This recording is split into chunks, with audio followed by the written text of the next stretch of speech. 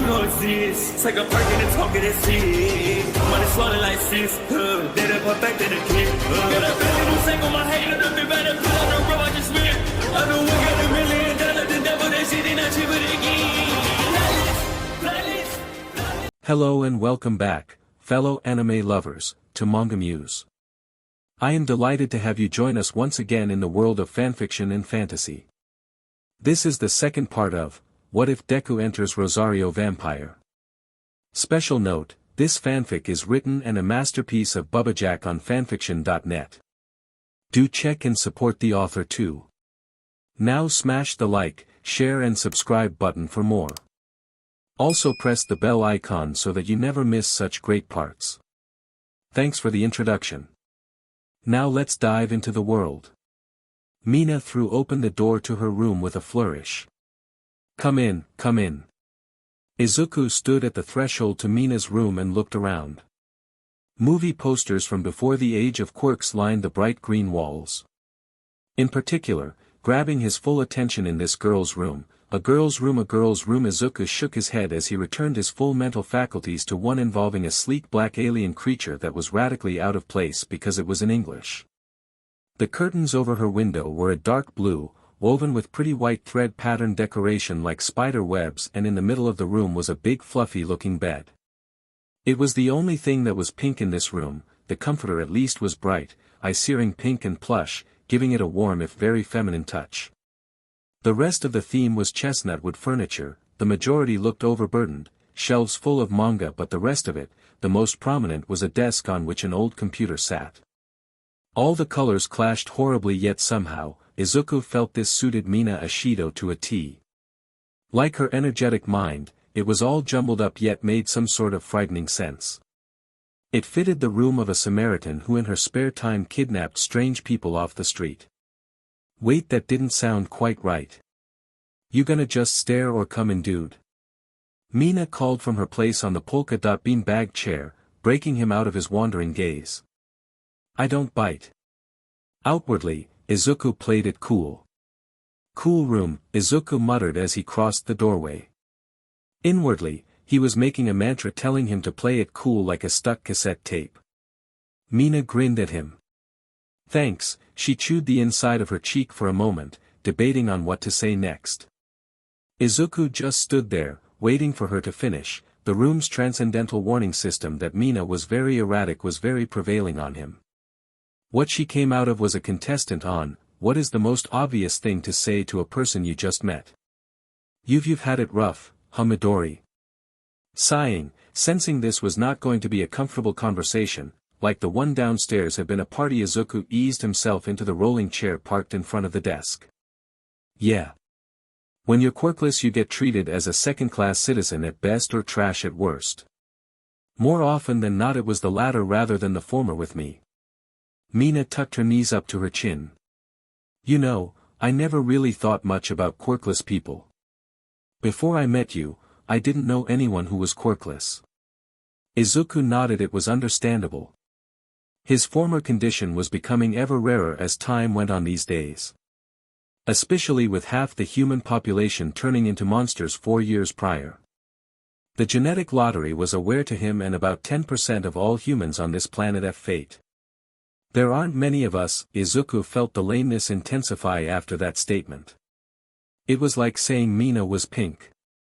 Mina continued, ignoring his attempt at levity. The poor girl was actually not able to look at him, and her fingers danced over her horns, one even catching the digit of her thumb, causing it to bleed. She looked glad for the distraction, picking at it with her tongue before she spoke further. That doesn't make it right though. What people do. Quirkless people, at the end they're still people. Izuku smiled morosely. Sadly, not everyone thinks like you do, Mina-san. Mina snapped her eyes to his, fire burning in her bumblebee-hued eyes. Something in her switched on. Frankly, the contrast made Izuku stumble back in his chair. Well, they should. And let me tell you something, you're not alone anymore. You've got me now, got that? Was this Mina's eccentric way of saying they were friends? He was scared he was reading too much into this and thinking she was his latest cause. Had she actually done this before? Bizarre imaginative thoughts made the boy almost giggle even over how serious this had become. Izuku hadn't had anything resembling a friend in a decade, and here his kidnapper was telling him they were friends now. Where were the hidden cameras? Could the host please pop out of the ceiling now and tell him it was a lie so that what constituted as normal to him wouldn't be shattered by a ditzy kidnapper? In the end, Izuku couldn't help himself. F the police, he thought, smiling. Mina giggled at him and Izuku realized that it had been projected outwards. It didn't deter him. He would rebel against all his ingrained behaviors. F the police indeed. He would take a chance and reach out. Why wise? Izuku said, before his courage gave out and looked around for something to talk about. His gaze landed on one of the many posters of the alien creature. What is that thing, Mina-san? Mina glanced at where her new friend was pointing. She seemed to get giddy. You've never seen the alien movies, Midori? Seeing him shake his head, Mina went over to her shelf, which was loaded with DVDs, something that was as dead as the VCR in this modern ages of high-spec computers, smartphones and TVs, and pulled one out reverently. We'll need to fix that. The next 2 hours were HRD on poor Izuku's psyche as he sat through the original Alien movie, which was bad enough with the special effects being extremely dated. Seeing an alien creature, a xenomorph burst out of a man's rib cage, was horrifying, but having Mina there right next to him on the bed. He wanted to hyperventilate at being so close to a girl. A girl. A girl. One of the females of his species. A pink, horned girl of his species who had kidnapped him, and he was thinking way too HRD on this. His head hurt. By the time the movie was over, he was gripping Mina's arm for comfort, half covering his eyes with his other hand. Choose it over. Can I look now? Mina couldn't stop herself from giggling. Midori was just so cute right now. Yes, it's over, and look at that, you survived the whole movie, and so did Ripley. Izuku let out a mental sigh of relief. Thank goodness. How did they manage to survive without quirks?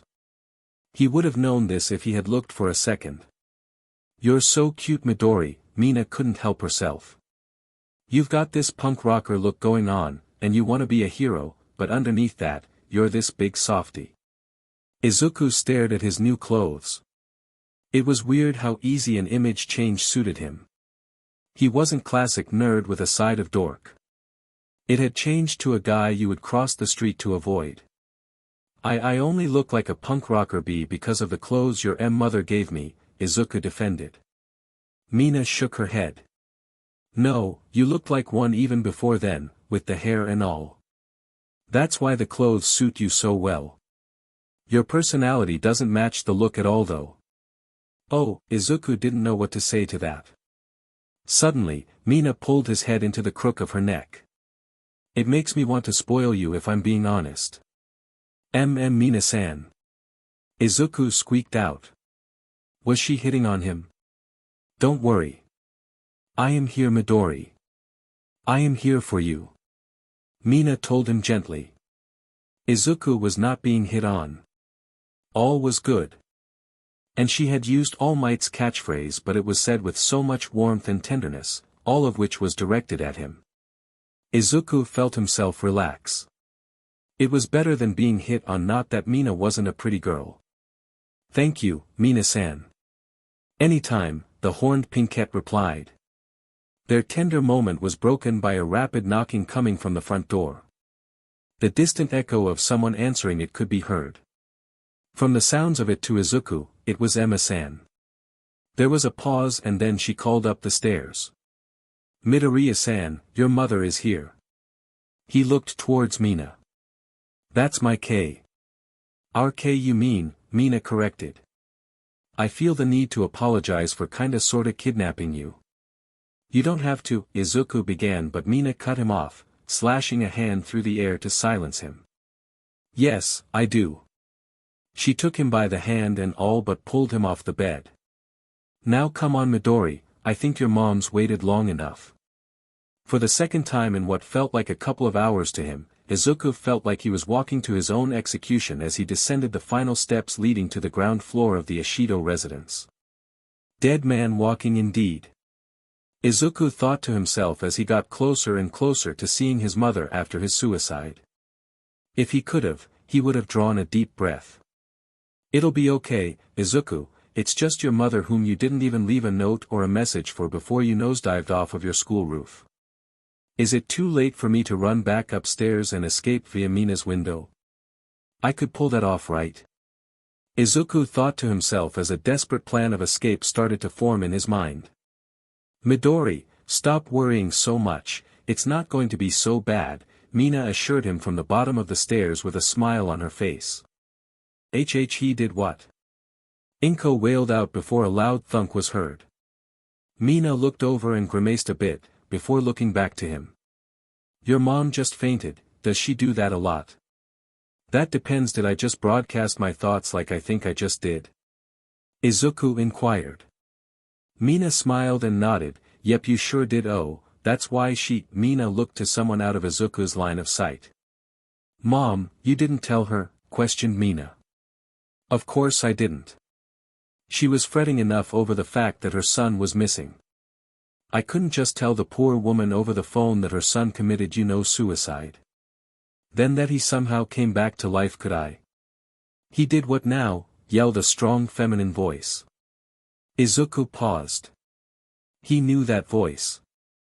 It belonged to a woman who was practically his aunt in all but name, and her son was his personal tormentor. Auntie Mitsuki. Izuku squeaked out. Midoriya Izuku, you get your butt out here right now. The woman snapped.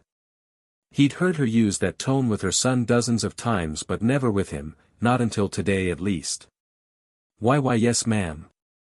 Izuku took the final couple of stairs and turned left. There, he found his mother slumped down on the floor, being tended to by Mr. Ishido. Mitsuki was staring at him like she had seen a ghost or other apparition while Mina was standing defensively between him and the older woman, a determined scowl on her face to protect him from a perceived threat. Mitsuki took in Izuku's new physical appearance, then his clothes, and finally the stubborn Pinkette doing her best to look menacing at her. She smiled at Mina not unkindly, relax girl, I'm not gonna hit him. He's not like my idiot son who only understands loud words and a firm fist to his head. Mitsuki shook her head, no, Izuku has always been more delicate. The older woman reached past Mina and put a hand on Izuku's head and stated the obvious, you look like SHT Izuku. Ivy felt better auntie. Suddenly the woman grabbed him by the ear and dragged him forward. Now what's this I hear about you jumping off a roof? You trying to worry your poor mother and I into an early grave? Huh? And no ma'am, I just couldn't take it anymore. Mitsuki could actually feel the boy's anguish in his voice, so much so she let go of his ear just so she could wipe away some tears that were gathering in her eyes. How about, Gendo began as he stood up once Inko started coming around. He moved his glasses causing them to flash with malevolence and authority. We all head into the living room and talk about this like adults. Mitsuki deferred to the man. This was his house and his city after all. Okay. She looked down to Inko, who since she'd come around hadn't taken her eyes off her son. She spoke up trying to catch her attention, you alright to move Inko? Inko? I'm fine, the woman said in a faraway tone of voice with 1,000-yard stare in her eyes at what emotions she can feel coming off her son. None of it helped her nerves at what her son had gone through. Mitsuki rolled her eyes, come on let's get you sat down. The ashen blonde hauled her friend to her feet and guided her into the living room. She shot Izuku a look telling him to follow and he promptly obeyed. Mina followed right behind him. Once everyone was seated, Emma served everyone tea and spoke up, now, we've already gone over this with Izuku-kun but I think it would be best if we do so with you as well. Emma looked to her husband. Gendo dear, would you like to go first? Gendo Ishido took that as his cue, and flipped through his notes. He then read off the notes he made. Yes, according to your son's account Midoriya-san, he did in fact commit suicide. He paused when Inko all but jumped at the word, and allowed her a minute to collect herself before he continued. However, by all accounts he was coerced into it. Inko, who couldn't seem to find her voice, let Mitsuki do the talking as she all but growled out, how? Some jackass with a body or mind manipulation quirk or something. Gendo looked at the hot-tempered woman over the rim of his glasses. I'm sorry, and you are? Bakugo Mitsuki, close family friend and Izukuin's unofficial aunt, the woman replied, narrowing her crimson eyes at the police chief for questioning her right to be there. Why? Bakugo, you say? Gendo's eyes hardened on that last name. Mitsuki nodded, a feeling of unease settling in her stomach. Yes, why? Is your son Bakugo Katsuki? Gendo questioned. Mitsuki nodded, oblivious to where this was going. Yes, why do you, then? It clicked. She looked at Izuku, who had his gaze fixed on the floor, giving off almost physical shame, then back to the chief, then back to Izuku. No, Mitsuki denied. Katsuki wouldn't, he and Izuku are best friends. Gendo sighed. He'd heard that far too often at the office. It's often the people you that were closest who ended up doing the most damage. That's why when a murder happened, the spouse and family were considered suspects right off the bat until proven otherwise. Bakugo-san, your son and, the man paused to flip through his notes, I quote, told that if he wanted a quirk so badly, maybe he should jump off the school roof. That then perhaps he would get lucky in the next life. But why would he say something like that? They're close, they've always been. Or so we thought, retorted Mitsuki as Inko began to sob at how blind she was to her own son's bullying. Bakugo, Izuku's telepathy somberly droned its way into everyone's heads even as he didn't look up from the floor, has been tormenting me since he found out I could and would never manifest a quirk. He and everyone else in school have constantly picked on me. Bakugo has even used his quirk on me on multiple occasions in full sight of the teachers, who did nothing to stop it. Both mothers' jaws hit the floor by the time Izuku finished speaking. Inko continued to sob more. Both were thinking the same thing. How could I let this happen? How could I be such a terrible mother for not seeing all this, going on right underneath my nose? It took Mitsuki a moment to find her voice again. Did Bakugo's words finally break you, Izuku? Is that why you? The boy shook his head, refusing to raise his head as all in the room felt a welling of sadness inside of them. The room also felt a little colder. Mina rubbed small circles in his back, prompting him to continue. No, Bakugo just gave me the idea. The one who finally broke me was All Might. All Might? Both mothers echoed. How did the number one hero, the symbol of peace, fit into all this? Gendo picked up where Izuku had left off. Yes, All Might. Apparently, according to testimony given by your son Inko-san, he was saved by All Might from the very same sludge villain who would later attack and take control of your own son Mitsuki-san. It is what he told Izuku that was the straw that broke the camel's back. When the man was not forthcoming, it was Inko who, burning with motherly wrath, ground out through clenched teeth. Well, what did he say? I asked him, the number one hero, if I could become a hero, even without a quirk, Izuku confessed. He told me no, that I should just become a policeman or something. Now Inko understood. Her son was All Might's biggest fan. His room back home is adorned with his memorabilia and merchandise. For her little boy to finally meet his hero only to be told by him of all people that his dream amounted to nothing. It was no wonder he'd done what he did. Inko got up and gently sat on the opposite end of the couch so as not to scare her son. Slowly, she scooted closer and closer to him until she was finally close enough to wrap him in a hug. Which she promptly did, trying to convey all her love and affection for her son. Only when he felt her arms wrap around her did he look up. I'm sorry, Mom. Inko did her best not to turn into a blubbering mess. Be strong for your son for once, Inko. He needs you right now. She chastised herself. I'm not going to say it's okay, sweetie, because trying to kill yourself is not okay. Izuku nodded, seeing where his mother was coming from. She continued, but I understand why you did it, even if that doesn't make it right.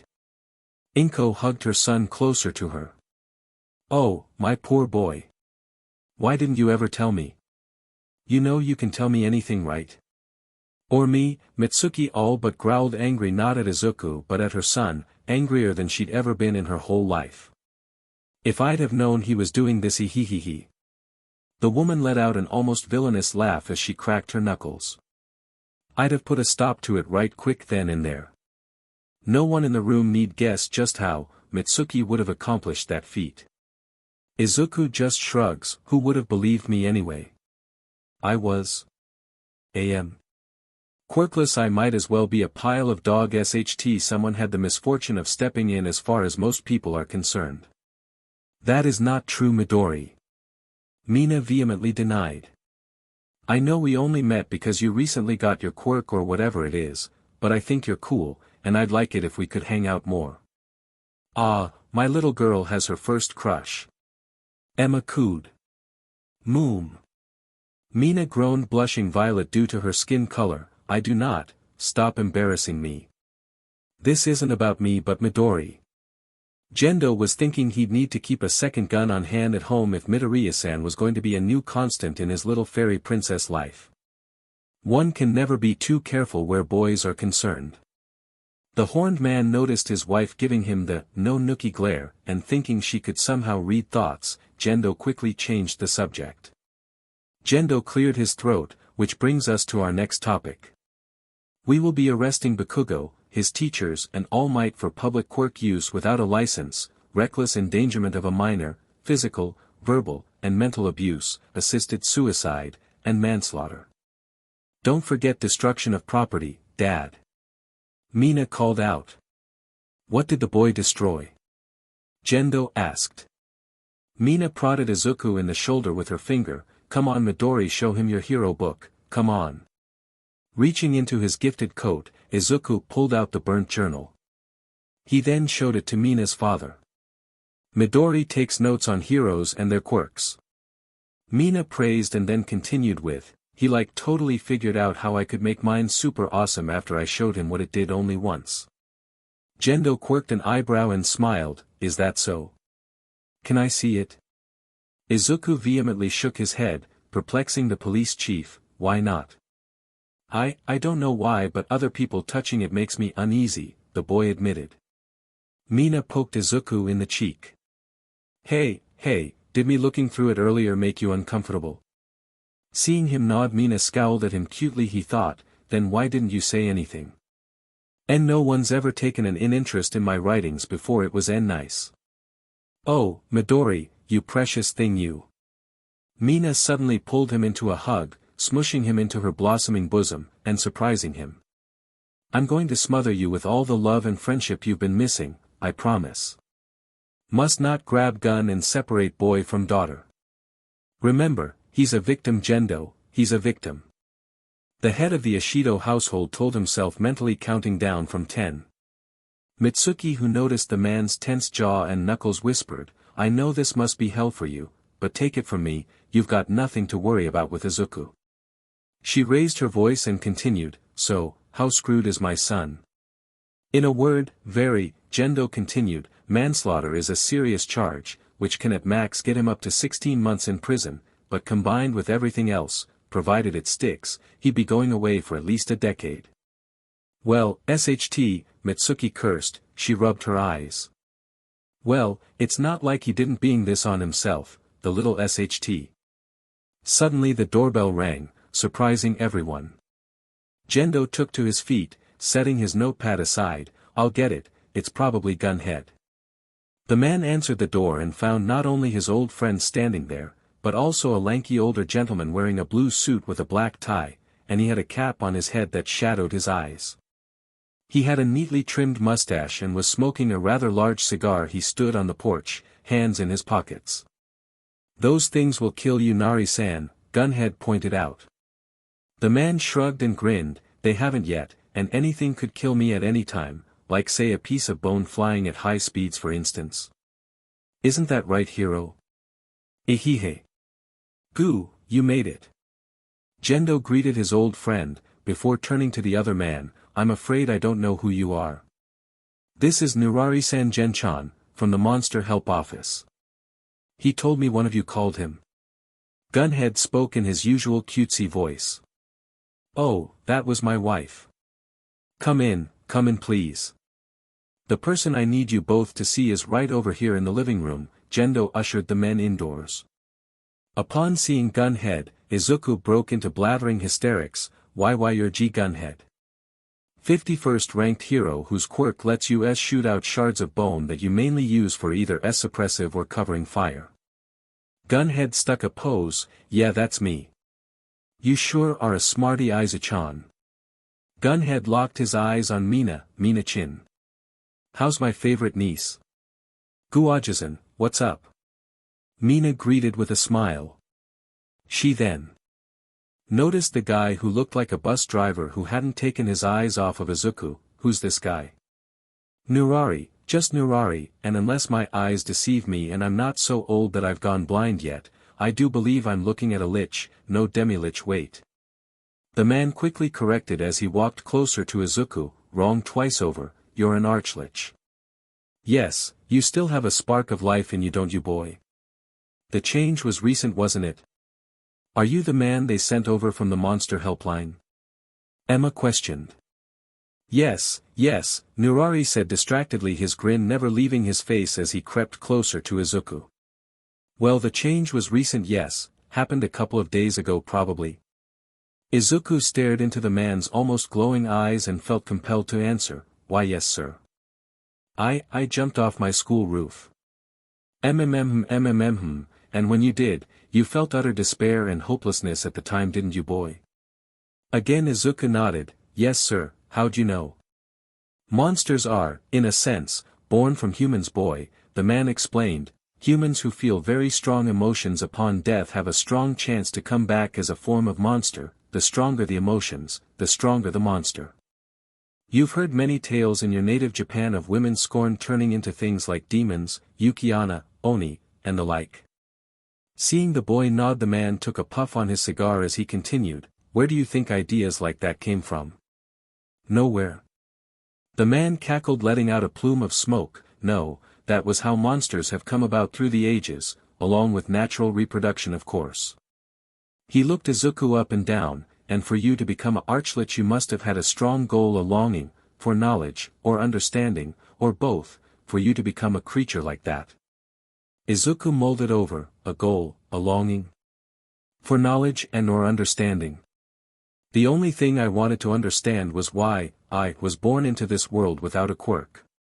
Now, I find out I still don't have one, but I'm some type of rare monster. So the only real question I have now is what can I do and how do I control my abilities? Excellent questions to ask lad, Nurari said with a grin on his face.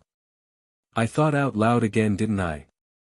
Izuku asked, despairing over the fact he couldn't keep his private thoughts private. What you just did isn't a bad thing boy.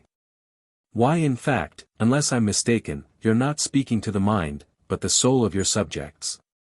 I would also like to add that you aren't just some kind of rare monster, you are the last of your kind.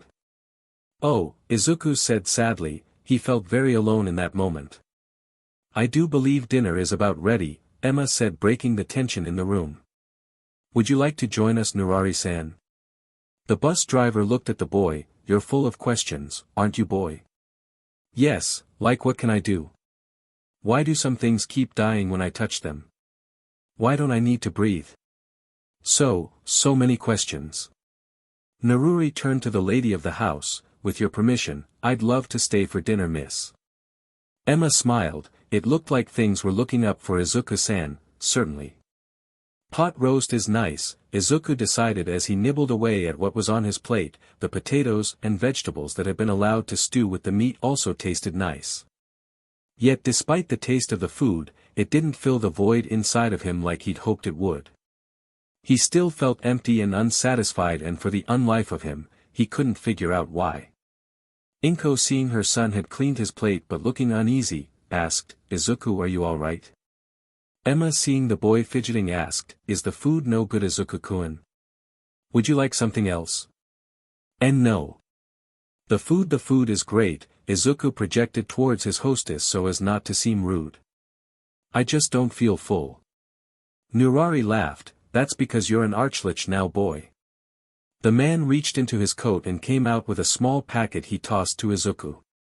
The boy turned it over and was surprised to find it was a packet of sakura tree seeds. Seeing the questioning look he was being given, Nurari explained, you have a deeper need, a deeper hunger than that of the flesh now, boy. Your very soul requires nourishment. It needs life force to sustain itself, or well, it's best not to worry about that. And I can get that by eating seeds? Izuku questioned. The bus driver smirked at him. What is a seed but a tree that has yet to grow? Full of life and vitality. Better than eating people, kid? Izuku nodded rapidly before he opened the bag and poured some into his palm. The effect was instantaneous. The seeds glowed green in his palm, tendrils of ethereal energy snaking from the seeds themselves and into his hand. Izuku felt an electric rush run through him. He felt like he had a slight buzz, and he also finally felt blessedly full for the first time since he woke up. Izuku crushed the seeds in his hand when they were reduced to naught but ashes. Feel better now? Nurari asked once the light show had passed. Yes, very much so, thank you, sir. Izuku gave a bow in the man's direction, though not as deeply as he would have liked due to sitting at the table. Can you tell me any more about liches? The bus driver just grinned, and waved away his thanks while smoking his cigar. No need to thank me, kid. Just doing my job. You're the last of your kind, and info on liches are a tad obscure at this point, but what is known about them is that they feed off of life energy from other things. The man paused for dramatic effect, before adding, and that liches are all completely and irrevocably evil. Evil? Midoriya was shocked by that revelation. But then he started mulling it over in his head. Of course I would be. I'm dead. I won't age. Meaning I can't die like a normal person. And if I can't age or die like a normal person, then that means, oh Kami, I can't have friends. There's no point. They'll all just waste away while I remain the same age forever. And Midori. Mina shook him to get his attention.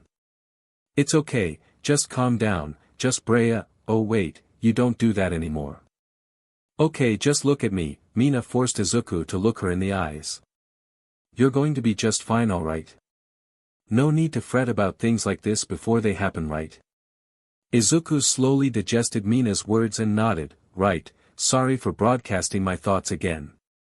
Mina leaned over in her chair just so she could give Izuku another hug. Don't apologize, you've been going through a lot recently. A girl is hugging me, a very cute girl is hugging me. Again. Izuku thought while praying to whatever god that would listen that this particular thought didn't leak out of his head. Ah, Midori thinks I'm cute. His prayers were not answered. It seems the Kamis were all on break at the moment. We heard, Gendo grumbled while his glasses flashed dangerously in Izuku's direction, causing the boy to sweat, only for the older man to wince when his wife kicked him under the table and gave him her own stern look. You two are too cute, Inko commented at her son's first interaction with a girl besides herself. Aren't we just? We'd be a total power couple, Mina said, shooting Inko a peace sign with one arm wrapped around Izuku as Inko, Mitsuki, and Emma took pictures of the two with their phones. Izuku would be the strong silent planning one and I'd be the energetic talkative and spontaneous one. Mitsuki smirked, reminds me of my Masaru. He's quiet and shy just like Izuku-kun. But when he puts his mind to task, nothing stops him. Mina, are you asking me out? Izuku stumbled out. Mina looked at Izuku for a long moment. I don't think now's a good time for that, considering everything you've just been through, Midori. Mina quickly added, I totally would like to get to know you more though.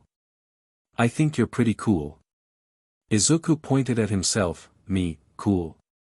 I've been called a lot of things. Weird, quirkless and loser were the main ones, but never cool.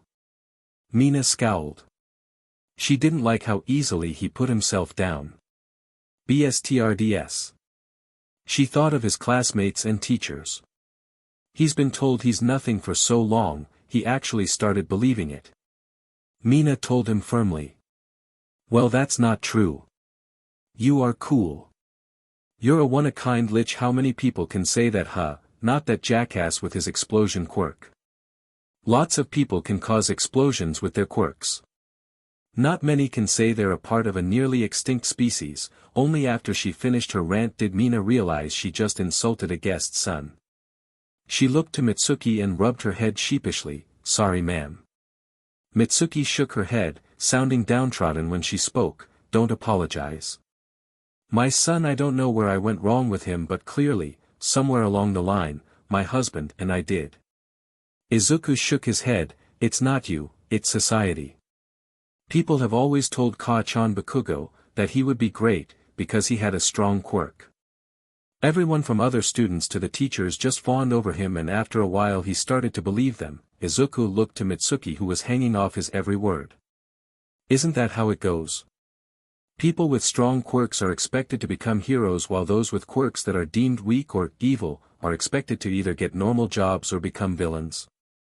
Maybe it's because I was always on the outside looking in, but once people learn about me, won't I be villainized?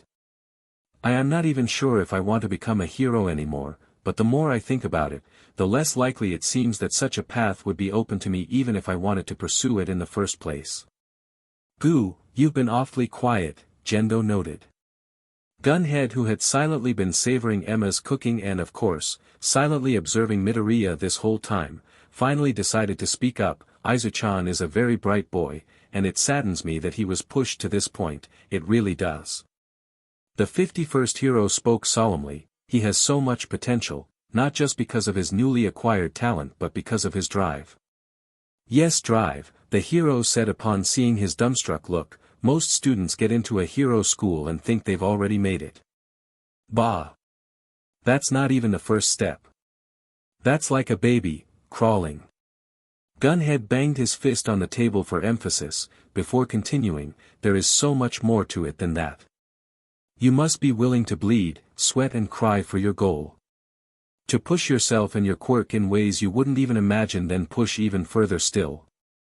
To always be there reassuring the people that you will keep them safe even though you yourself are human just like them and thus, will sometimes fail. But you pick yourself up, dust yourself off, and keep going.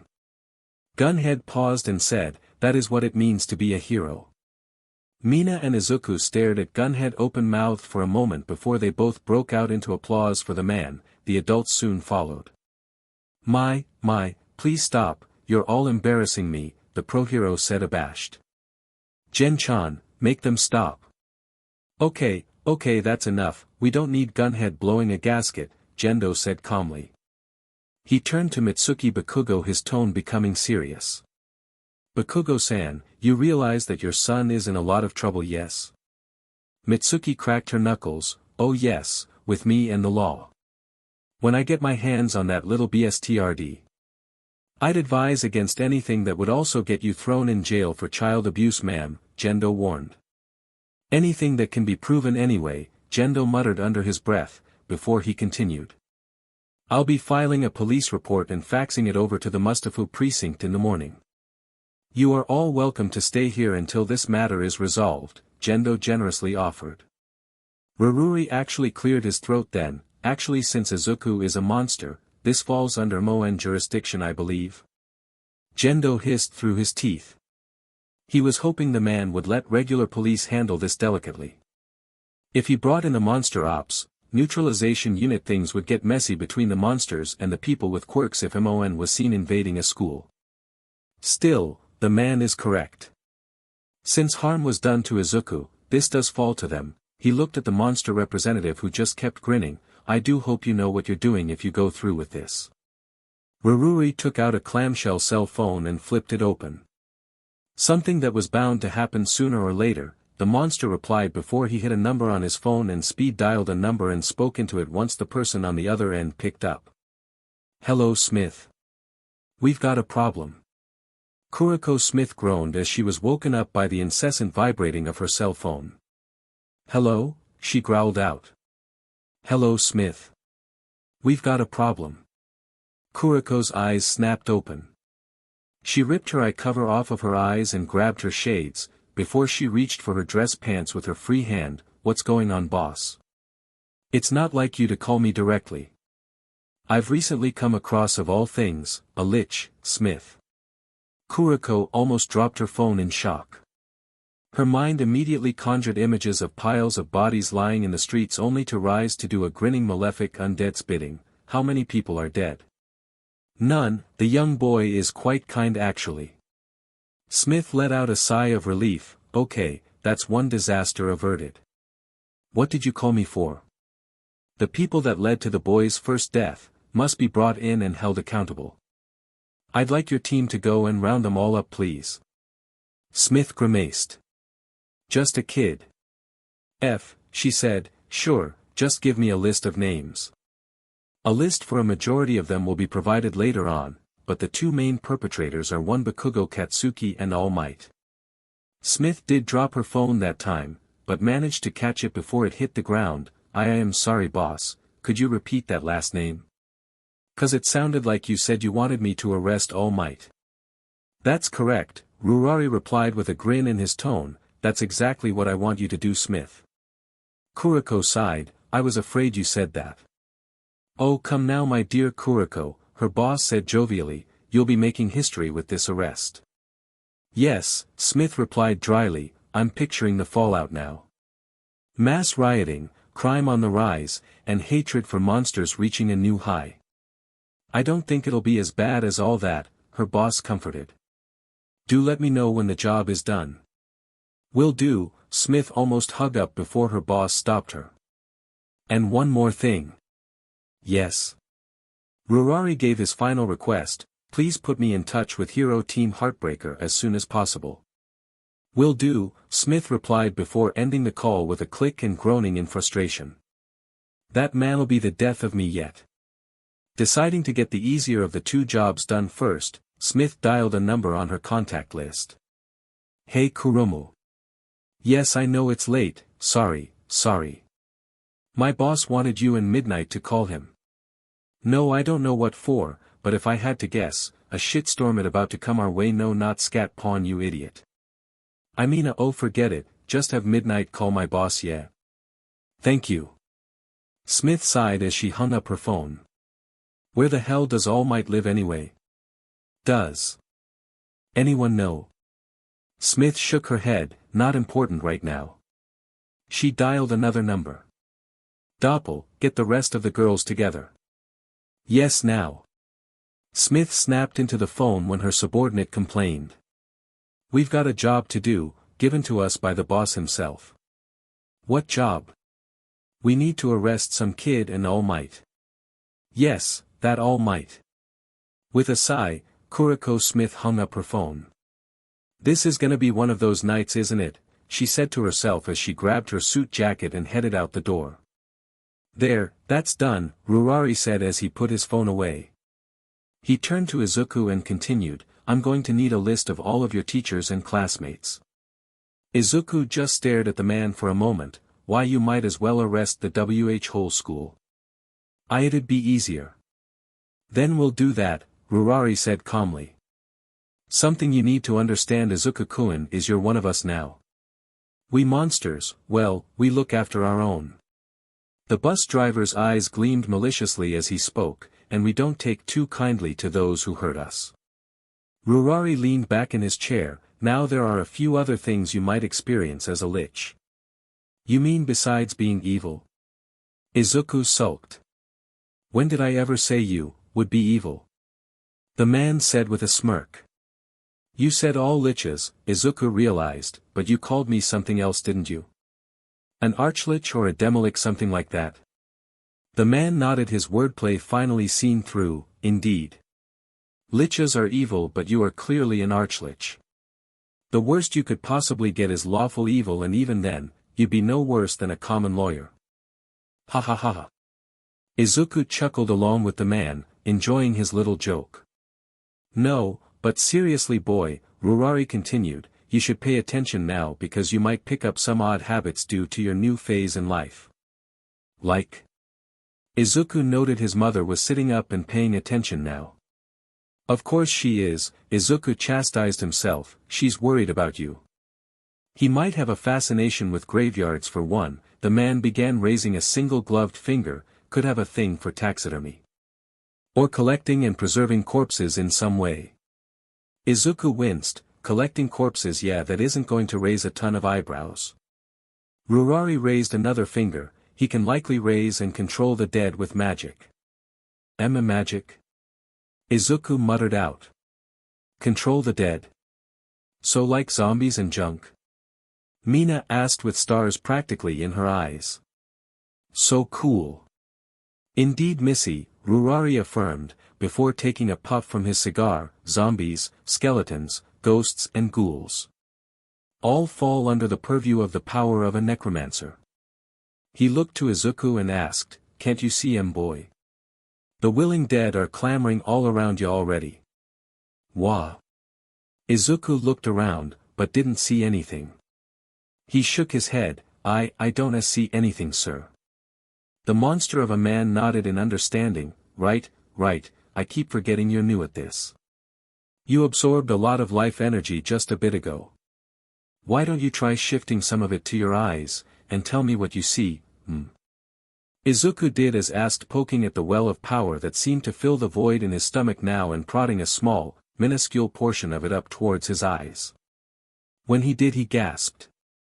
For all around him were ethereal people, their forms as thin as wire and as see-through as glass. They all varied in age, race, and section. Some were old, while others were children younger than he was. Each and every single one of them held a hand out to him, beseeching him, pleading silently with their eyes, to have a second chance at life. Izuku turned to Rosario hoping to ask for some form of help, when he stopped again. For in the place of the bus driver was now a stately old samurai warrior. His mustache was long, his hair was ghostly white and tied into a traditional topknot, while his kimono seemed to be white and hemmed in blue flames. The garb fluttered in an invisible breeze. He smiled at Izuku, his crimson eyes gleaming. Surrounding him was a pinkish-purple aura that exuded pure power.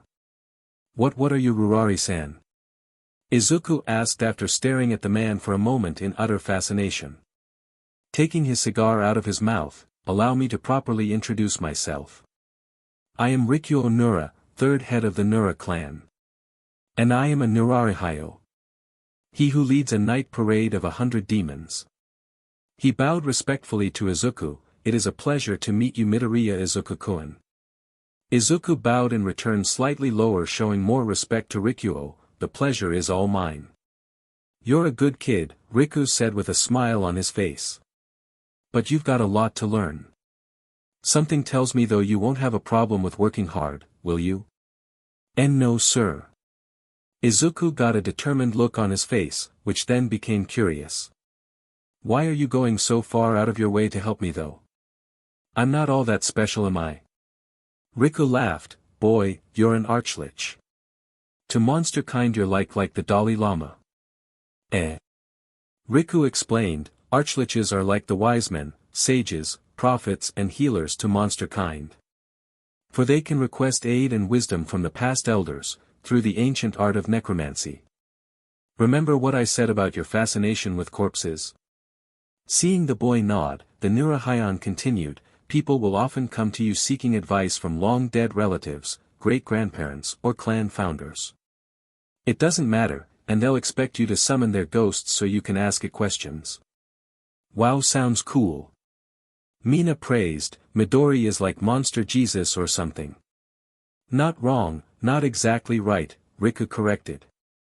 "But yes, once word gets out you will be getting bombarded by people wanting your help." "Can Midori charge people for his help or is that frowned upon?" Mina asked. "Mina," her mother chastised. "You shouldn't put your nose into this, it doesn't concern us." Mina shrugged. "What? Midori is my friend, and even cops get paid to get shot at, right, Dad?" "Right, Princess," Gendo agreed, only to backtrack hastily when his wife gave him the no nookie glare. "But that said, you shouldn't pry." "It's fine," Riku said, "for unless I'm mistaken Mina-chan's got some fey BLD in her somewhere, and to answer your question, yes, he can request payment." Mina blinked and pointed at herself. "Fey, like fairies and junk?" Riku nodded. "Indeed, one of my abilities as a Nurarihayo is the ability to detect other monsters nearby. I detected more than just Izuku-kun in this place when I arrived. your appearance suggests a connection to the Seelie court, but what is your quirk? Mina-san can generate acid. It's amazing. Izuku gushed, making Mina flush violet at his praise. She playfully slapped his arm. Stop it, Midori. It's not that great compared to you. I mean, you can do magic. How cool is that? Acid, huh? Possible connection to the Unseelie court then, Riku spoke, mostly to himself. Mina leaned in across Izuku's lap, causing the boy to stiffen in his seat as she leaned in close to Riku and asked, "Hey, what's all this Seelie-Unseelie stuff about, huh?" Riku explained, the Seelie and Unseelie Fey courts rule a place known as the Feywild. It is a place of contrasts. Winter and summer, autumn and spring, happiness, and sadness. All are split down the line and between the two courts.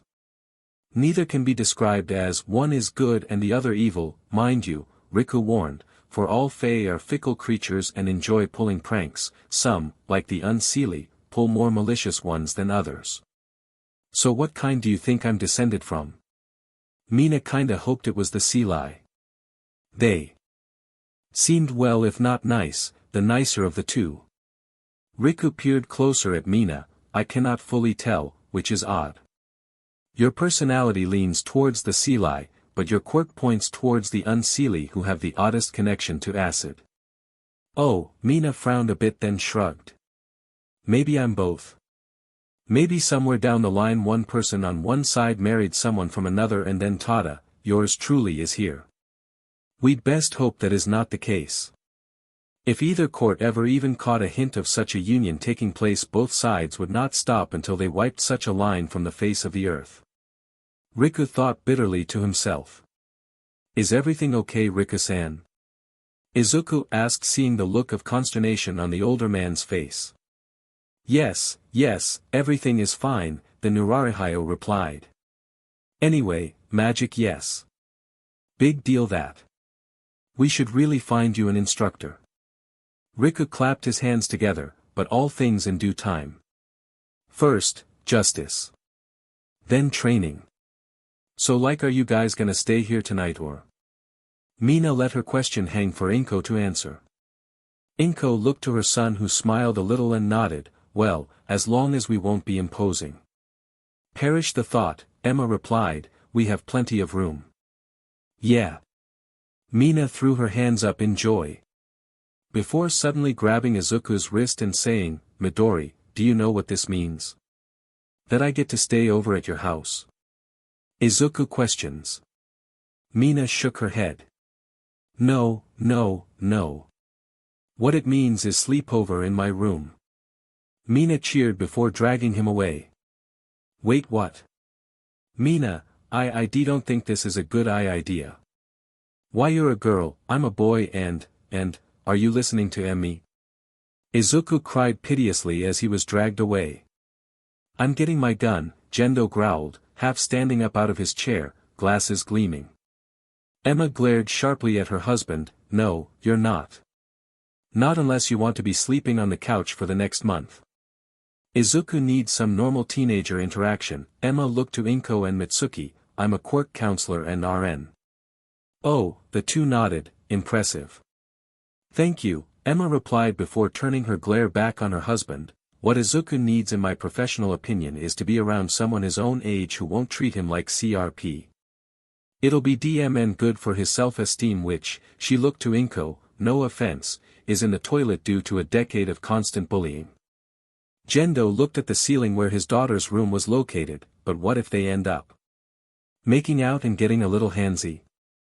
Emma asked, raising an eyebrow. So what? It's a perfectly normal teenage thing to do. In fact, I distinctly remember my own father throwing a certain boy out of my room when he caught him in there when we were their age. That's what I'm afraid of, Gendo huffed. Honey, Emma smiled a dangerous smile. Let it go. Gendo sighed, fine, but if our daughter ends up PRGNing before she graduates high school, I'm not to blame.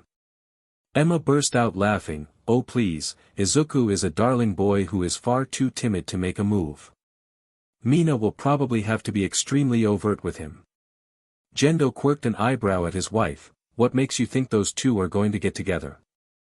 Women's intuition, all three women at the table said at the same time. The trio stared at one another before sharing knowing smiles. As I was saying, Emma continued, you didn't notice the obvious chemistry between the two? How protective our little girl was of Izuku and how he praised her quirk and made her all but turn purple. That's how it started with me and you dear, Emma reminded him pointing to her eyes which rapidly changed colors. You couldn't stop staring at my eyes, and I asked if your horns were heavy. Interest in each other's quirks got us talking, which led to a date. I remember it's just every time I look at her I see that little kid running around in a fairy princess outfit for Halloween, Gendo groused. I know it's hard dear, but our little fairy princess has grown up, Emma said while looking up at her husband. I know, Gendo said as he sat down, but I don't have to like it. Emma turned to their guests, please forgive us for having this conversation in front of you all, it wasn't intended, but it was a long time coming. Mitsuki despite everything, managed a little laugh. Don't worry about it, hell it's the one thing I'm glad about having a son. Even if he is the way he is. Yes it's fine, Inko assured the couple, though I was a tad worried for a moment when Gendo-san said he was going to grab his gun. I really don't want my son dying again. If I can help it. He's going to be fine, you know. Riku informed Inko, that boy of yours, he's gonna be fine. But what about you? I'll be okay. Izuku and I, Inko sighed, we both need to do some soul searching I think. If my son doesn't want to become a hero after all this fine, if he wants to help the monster population, then that's fine too. A fire lit in Inko's eyes and she got a look of determination on her face, he needs to know that, no matter what he chooses to do, I'm going to be there to support him from now on, no matter what. The fact that he didn't come to me and talk to me about this it hurts but, Inko sighed, I also can't really blame him. Ever since I found out he was quirkless and his father left us. He divorced you because he found out his son was quirkless? Emma asked sounding disgusted at the mere notion. The divorce was amicable. He pays enough so that we can keep living as we are, and he moved to Alaska as a tack welder I think. Emma sighed, some people, before she placed a hand on Inko's shoulder. Well he's not alone and neither are you. We're going to support all the way. After all we need to support our future son-in-law, right dear? Gendo coughed into his hand, and it sounded distinctly like, shipper on deck, before the man turned to Inko and replied, of course, we'll do all we can. As for me, if you need someone to keep an eye on Izu-chan, I'd be happy to do it. Gunhead volunteered. He seems like a nice kid and I'm sure some of my interns could pick his brain about their quirks when he's stopping by. Riku piped up, while it likely won't look good for Moen to be arresting All Might or a school full of people, we could mitigate the damage somewhat by having Izuku be monitored by both the hero and monster community. If we show unity to his plight, it would show both heroes and monsters in a positive light.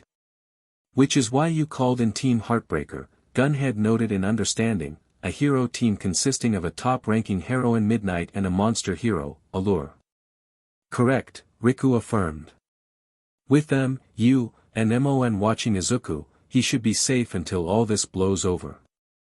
Safe from what? Inko asked fretfully. Crowds of rioters, Riku replied, the sheer fact of arresting All Might will not come without consequences. Inko played with the hem of her sweater. How bad do you think it'll be? Izuku will be safe right?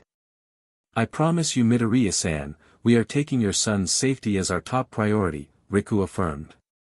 If need be I know of a couple of vampires I can call in. Okay, vampires? Inko asked. While the adults talked about things to come, the two teens were back in Mina's room and both lying on her bed staring at the ceiling. Mina turned to glance at her new friend, so, arch-lich huh? Isn't that something? Yep I am Monster Jesus sounds like a big deal, Izuku replied not taking his gaze from the ceiling. Mina interlaced her fingers with his.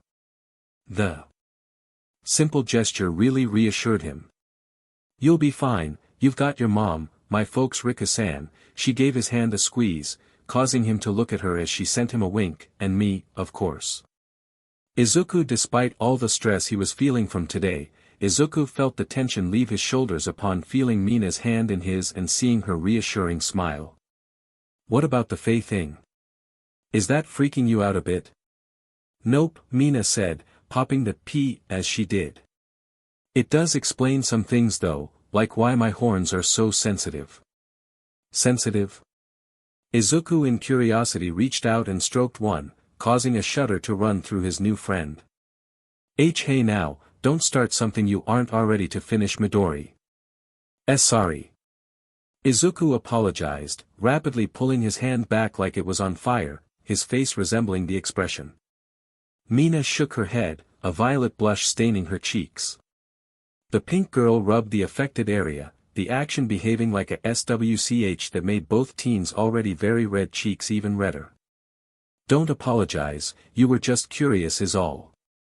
"Maybe they aren't horns at all," the undead boy said speculatively, "but perhaps instead they are antennae of some kind. I mean fairies do have butterfly wings so." Once again Mina found herself astonished by her new friend's analytical skills. "Maybe," she conceded. The girl had never put much thought into her horns before with the acid and all that being rather flashy in comparison.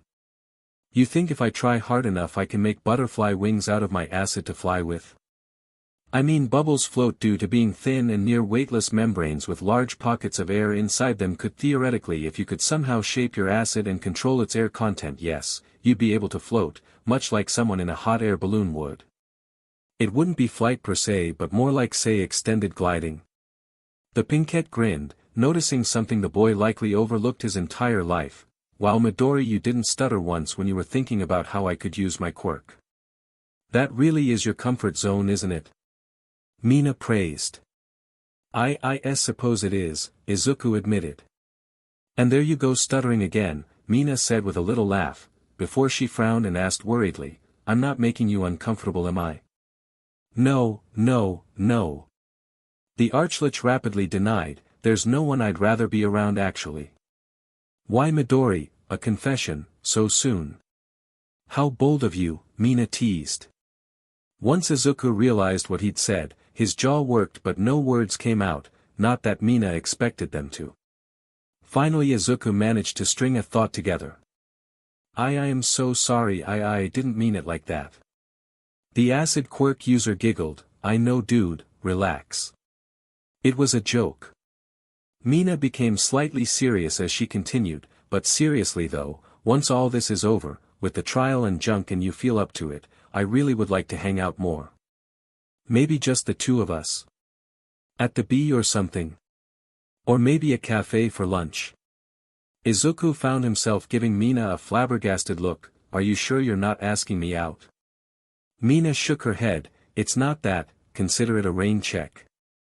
An open invitation you can call in whenever you feel you're up to it." "Call it whatever you want," Mina said with a sigh and a shrug, "we both know now isn't the right time for that." Izuku nodded before glancing down at their conjoined hands. "Mina?" Mina replied in a soft tone, "Yeah Midori. Is it okay if we stay like this? I don't exactly have anything to sleep in and I'd feel awkward borrowing more of your brother's things," Izuku admitted. Mina nodded. "We can stay like this, I'd prefer it actually," Mina said tiredly. "Night, Izuku." "Night Mina," Izuku replied, noting she used his first name. Yet try as he might, Izuku could not fall asleep. He didn't know why, even as he laid there for over an hour, listening as the adults were shown to various rooms of their own for the night. Perhaps liches don't need to sleep. I mean I don't breathe either, so why would I need sleep? Izuku reasoned to himself. He considered getting up, but didn't want to risk waking Mina. He looked over to her and noticed she was frowning slightly and muttering in her sleep. "Aniki, come back home, Ichiro nii. She's dreaming about her older brother." Izuku felt bad for intruding on something so private, but at the same time he wanted to help her the same way she'd helped him. Deciding to take what Riku-san had said earlier to heart, Izuku spoke gently to Mina as she slept. Not to her mind, but to her very soul. "It'll be okay, Mina-chan, he'll come back one day or you'll find your brother." Do you know how I know? I know this because Mina-chan never gives up. And also, she has me now, just like I have her, Izuku finished in a stutter, yet he sincerely promised the sleeping girl. His words must have reached her, for Mina smiled and sighed out, "Midori, good person," before rolling towards him and wrapping her arms around him. And now what do I do? Izuku thought to himself. His imagination was the scene of a ship going to sortie. The mental captain was screaming out panicked orders while a klaxon screamed and the crew were scurrying to sortie against this strange feeling inside his dead chest. Just then, Emma popped her head in Mina's room. Seeing the situation, she grinned like a Cheshire cat and smiled before taking a few flashless pictures. "This is not what it looks like," Izuku promised the woman. Emma disappeared for a minute, only to return with a heavy quilt. She draped it over the two, whispering in Izuku's ear as she did, "I know, Mina often clings to things in her sleep for comfort." Emma frowned before adding, "She would often go to her brother when she had a nightmare when she was younger." "What happened to him?" Izuku found himself asking, thankful his new means of communication was silent. Emma shrugged, but her eyes flashed to a deep sad blue as she continued, "We don't know. One day he was here, the next he wasn't. We searched high and low, but we never found him." "I'm sorry," Izuku said, and he meant it. Losing a family member and not even knowing why must have been terribly difficult for the Ishidos, Mina especially, since she seemed so close to him. "Don't apologize, dear, this happened a long time ago." Emma paused before adding, "I would like to thank you though. It's been a long time since I've actually seen Mina so happy. Helping you, becoming your friend, and helping you through this time of crisis seems to have helped her move on from her brother's disappearance as well." Emma gently ran a hand through Mina's hair, but she didn't awaken. Instead she merely muttered something that nobody could hear. "Thank you for being my daughter's friend, Izuku-san," Emma said, giving the boy the warmest smile he'd ever received that hadn't come from his own mother. "Of course, Emma-san. Though, it's not like Mina gave me much choice," Izuku joked. As the woman made her way out of the room, she said, "There is always a choice, Izuku-san. You made the right one, I think, in the long run." With that, Emma Ishido left the room, and Izuku was left to his thoughts. He pondered on many things: how the arrests would go, what the impact of the trial would be, how magic might possibly work, and most importantly his place in monster society. He glanced down at the sleeping Mina, who was using him like a body pillow. "Well, at least I can say I've got a friend now," he thought as Izuku whittled away the long hours till morning, with most of it pondering the road his life was taking. For once, the uncertainty wasn't so troubling. In the grey light of dawn, Umon was on the move. Doppel, in the form of a common housefly, was doing reconnaissance. There but was asleep in his bed, stupid spiky sandy hair sticking up every which way and a scowl on his face even in his sleep. "Stupid old hag," Bakugo Katsuki muttered, before rolling onto his side. Doppel assumed her humanoid form and spoke into the earbud she'd placed in her ear. "Target located, permission to arrest, over. Negative. Hold position, and wait for backup to arrive," Smith's voice said over the earpiece. "Mao, you're no fun boss, can I at least scare the kid a bit?" Doppel pouted. The static of Smith sighing came through the other end, "Fine, just don't let him get away." The shapeshifter's pout turned into a sly smile. He. "You got it, boss." With that, Doppel snuck under the covers and wrapped her arms around Bakugo. Her form had shrunk during the fall, what little hints of femininity she had sliding away, leaving a washing board set of bub and slight hips that could never be mistaken for a woman. She made herself bony too, hair transforming into a bright shiny blonde, her blue innocent eyes sparkled with childish naivety. Oh, and to add the cherry on the top, the evil girl reddened her private parts to the shade of dried BLD. When the boy woke up from feeling someone holding him, he turned around and screamed, "Who the F are you? Why are you naked and how'd you get into my bed?" He tried to pull the duvet up to confront her but realized his state of dress and shoved it back down hard, flushing slightly either in rage or embarrassment. Bakugou couldn't tell, but it was hilarious to Doppel, so much so that it was hard to keep up her little act. The shapeshifter turned on the waterworks. Don't you remember, mister? You found me lost the other day and brought me to this place. Then you made me take all my clothes off, then you did all kinds of things to me. It made my special place hurt at first, but then it felt really funny. It made me feel all happy and sparkly. She tilted her head and allowed her eyes to sparkle. Hey, mister, does your lollipop make you tingle too? Bakugo's eyes bulged in their sockets. The F. I don't remember any of that. You smelled like sake, mister. My daddy smells like sake. She hugged him tightly. It's nice you smell like my daddy, giving me all the hugs he likes to do, but I'm pretty sure mommy said that when a boy lays down with a girl before he gave me an important ring, that means, for added effect, her eyes watered as she threatened to have a warble, oh, mommy told me that I can't get married now and that I should tell the nice policeman if it happened, and the sniffling amplified for extra effect, so much so the guys started to panic frantically. I don't even remember drinking yesterday. Wait, how old are you?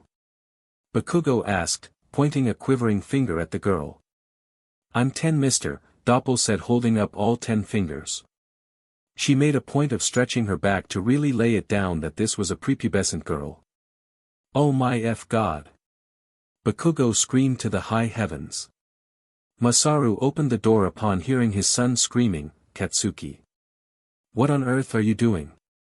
He saw the naked girl in his son's bed, then looked to his son. I sure hope you use protection, I'm too young to be a grandfather quite yet.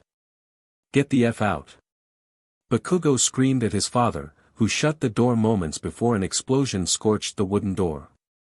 Katsuki, we've talked about using your quirk in the house, his father reminded him as he went to go answer a knock at the door. Hell, whoa. Masaru cried moments before several pairs of feet stormed the house and Bakugo's door was flung open. Storming in was a girl covered in stitches, wearing a tactical vest and brandishing dual-wielding assault rifles. She completed her combat roll into his room and pointed them at him. Don't move. You're under arrest. Who the flying F are you, you DMN morgue patient? She would be Zambina, a member of MON, Monster Ops, Neutralization. Much like myself, Bakugo Katsuki-kun, the NDE girl in bed next to him, informed him before she clasped HNDCFFS she got from somewhere onto one of his wrists, and like she said, you're under arrest. The monster cops. The F you doing arresting me for? You heard a monster, duh. Almost killed him too, Doppel said, as if it was obvious, getting his other arm in the cuff, and snapped it on.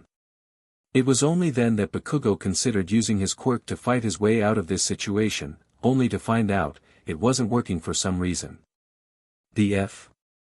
Bakugo yelled. Zambina smirked at him, quirk negating HNDCFFS. Made using some of Eraserhead's DNA, I think. He gets royalty checks for these things, but yeah, you're under arrest for quirk use without a license, several counts of physical, verbal, and mental abuse, destruction of physical property, assisted suicide, and manslaughter. You have the right to remain silent, anything you say can and will be used against you in a court of law.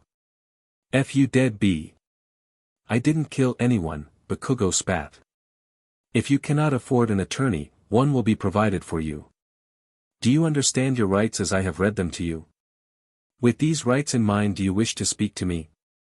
Zambina was reading all of this off a cue card. I kinda wish he'd evoke his right to shut up, Doppel complained as she got out of the bed, body morphing back to her preferred form, and hauled Bakugo to his feet. I didn't kill anyone, DMN it. Bakugo reiterated as he struggled against being led out of his room by the two women. Zambina had had enough of his mouth and decided to shut him up. Midoriya Izuku. Does that name ring any bells? F. Deku.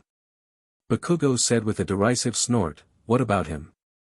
Bakugo soon found the barrel of a gun placed under his chin and the woman's face very close to his. You told him to go jump off a roof, didn't you? Bakugo stared at her blankly for a moment, then shrugged. If the quirkless wonder actually took my advice, that's not my problem, lady. Zombina grit her teeth. She wanted to blast this kid with her gun, but at point-blank range even a RBB bullet would be lethal. Instead, the zombie girl walked away and handed Masaru the warrant that showed exactly what she considered his shitstain of a son was being charged with and why, which also included their warrant to search the house for him. Masaru paled considerably as he read it over the list of what his son was being charged with. I need to call a lawyer, or your mother, or both. Probably both. Don't bother, old man, they ain't got SHT. We'll see about that, Bakugo-chan, Doppel replied as she led him out the front door, arms cuffed behind his back. One down, a lot to go, thought all of the MON officers. They better be getting overtime for this. The faculty and students of Alderate Junior High had all gathered on the track field as requested by a mass email from the police chief of all people. I wonder why we were all asked to come here, the teacher of Class 1C, which recently held Bakugo Katsuki and Midoriya Izuku, asked himself. I don't know, but the email said that if anyone didn't show the school would be heavily fined. So I'm taking a head count, the principal who had the appearance of an elephant grumbled. Due to his mutation quirk, he remembered the names, faces, and deeds of every student to walk the halls of his school. From what he could tell, only 2 were missing. Where are Katsuki and Izuku? They aren't here. The teacher began to sweat and look around for the ashen blonde and green-haired boy. Bakugo-san is likely keeping that quirkless boy out of some kind of trouble. He was always sticking his nose where it didn't belong. Midoriya's grades were good though, I'll grant him that much. A black car with tinted windows followed by a platoon of squad cars rolled onto the scene. From the darkened vehicle, police chief, Kenji Tsurigami, stepped out. Wearing a black suit with a white spotted tie, his head that of a beagle. Several officers followed in his wake as he approached the assembled students and school faculty. He stopped a good 5 meters away and folded his hands behind his back and spoke to the gathered crowd. You have all been brought here today because of a rather grave and serious matter. Tsurigami began, causing mutters to start amongst the crowd. One of your number has unfortunately seen fit to take their own life. Gasps and cries of shock rang out, as did those of people wanting to know whom the victim was. The chief lowered his head and replied clearly, his name was Midoriya Izuku. The crowd was silent for a moment before one student called out, so what, it was just Deku. Yeah, he's quirkless, another chimed in, we thought someone important had died. Like Bakugo or something. I was so scared when I heard what happened to him on the news. Yeah, I know, right, another student piped in, further digging their own graves. Silence. The police chief barked, his tone coming out in a menacing growl, silencing the crowd. Someone has died. It does not matter if they had a strong quirk, weak quirk, or no quirk at all. All life is sacrosanct. That is what being a hero or a police officer means. To protect the lives of those around you. But being a teacher is the most important. They are expected to keep children safe and mold their minds and uplift their dreams for the future. Not allow one to be so crushed he takes his own. And you, he pointed into the crowd, have all failed in that regard. I am hereby placing all of you under arrest for the abuse of a minor, failure to report abuse, assault, and assisted suicide. Tsurigami turned to his waiting officers and waved them forward, take them away. The policemen rushed forwards en masse, HNDCFFS at the ready. Some tried to flee, others tried to fight, but that just added to their laundry list of charges. Kenji watched as his men and women apprehended the offenders. When a woman in a bloke suit walked up to him, he said lowly, Mrs. Smith, thank you for letting me handle this in-house. No problem. My team has already captured Bakugo Katsuki, meaning there is only one rather large fish left to catch. Kuroko pulled down her shades and looked at the man, think you can help with that? Kenji sighed, I'll call Allmight and have him come down to the station. You can have your team arrest him there. Though I'm sure once we explain what happened, he'll give up without a fight. We'll see. I'll need some time to get my team into position, Smith said already, dialing a number on her phone. Take all the time you need, let me know when you're ready, and I'll make the call, Kenji said with a heavy heart. For though he knew All Might, or Toshinori Yagi was a good person, he seems to have lost sight of the little things in life if he had so brazenly dismissed a boy's longing to be a hero. And now, I have to betray his trust. I do hope he will forgive me. Toshinori Yagi, better known to the world at large as All Might, Japan's #1 hero, was winging his way towards Mustafu City's police HQ. Tsuaragami told him he needed to speak to him urgently. He sounded tense on the phone. I wonder what it could be about. Has All for One finally resurfaced? That could definitely be it. But if that's the case, Mirio will need to be trained even quicker. I haven't got much time left now.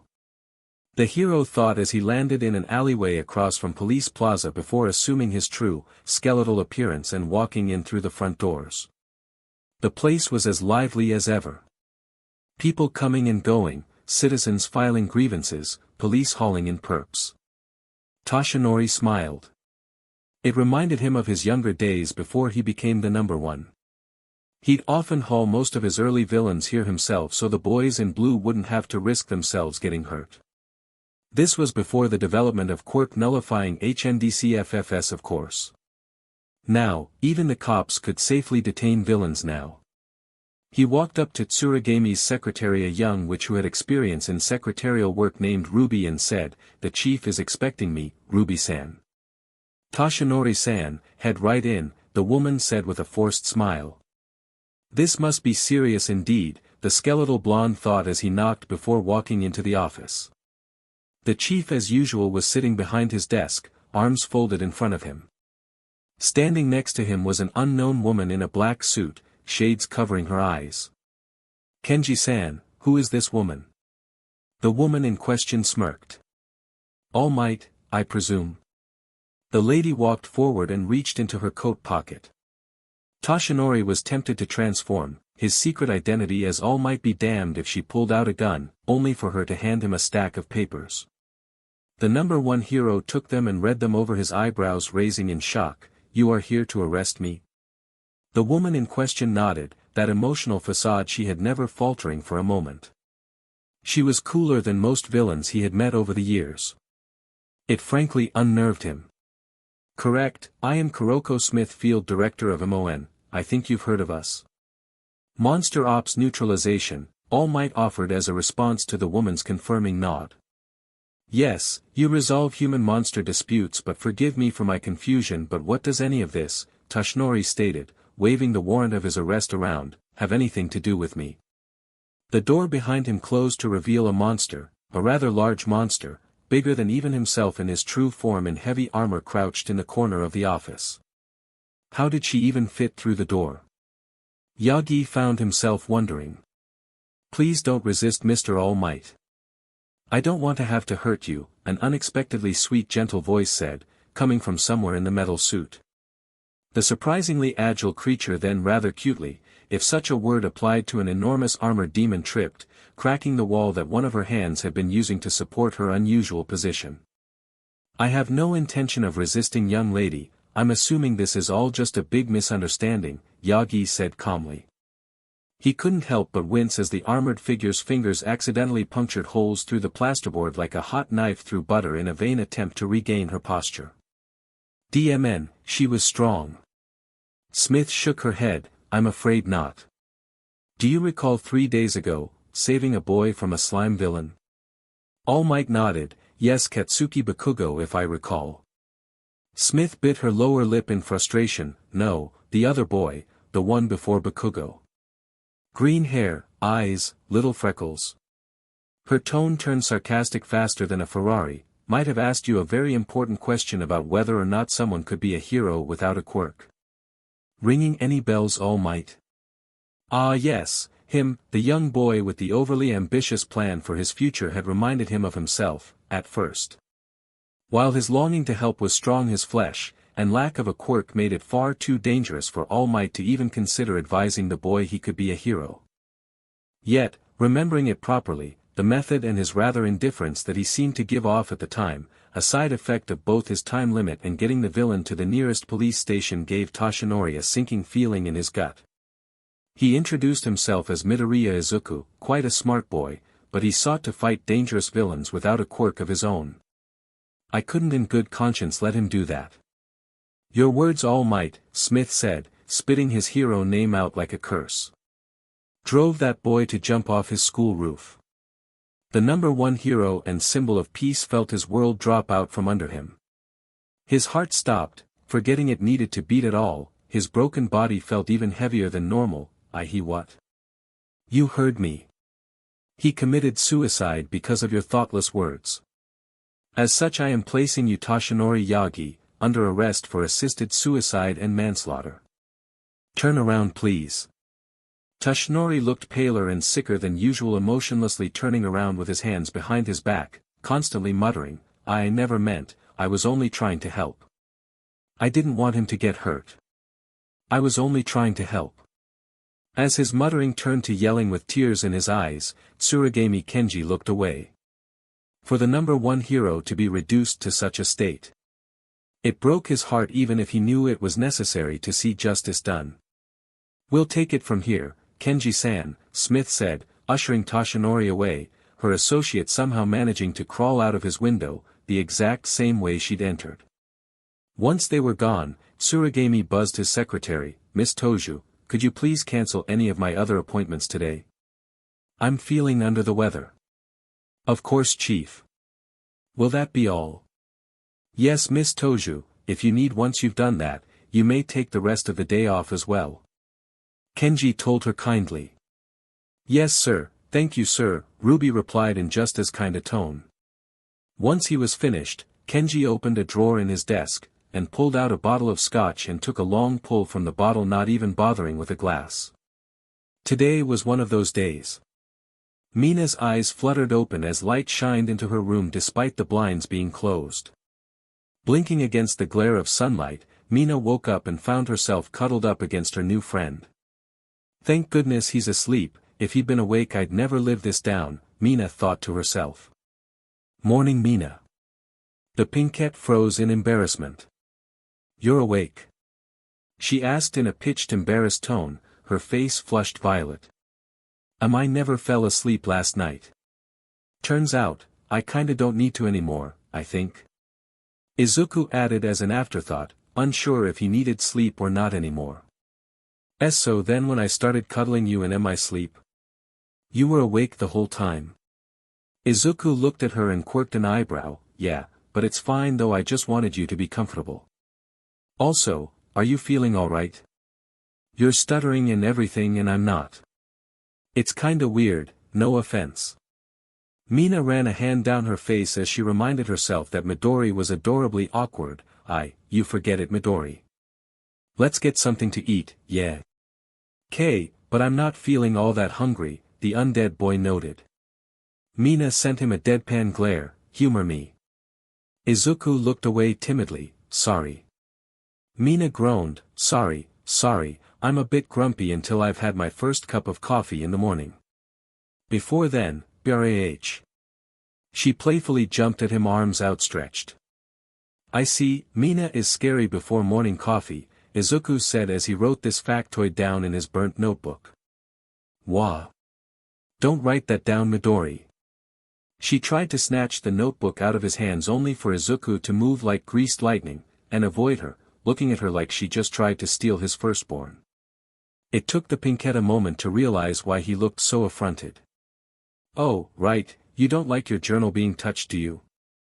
When Izuku shook his head rapidly from side to side, Mina bowed her head respectfully, sorry Midori, I forgot and it's first thing in the morning so I'm not fully awake yet.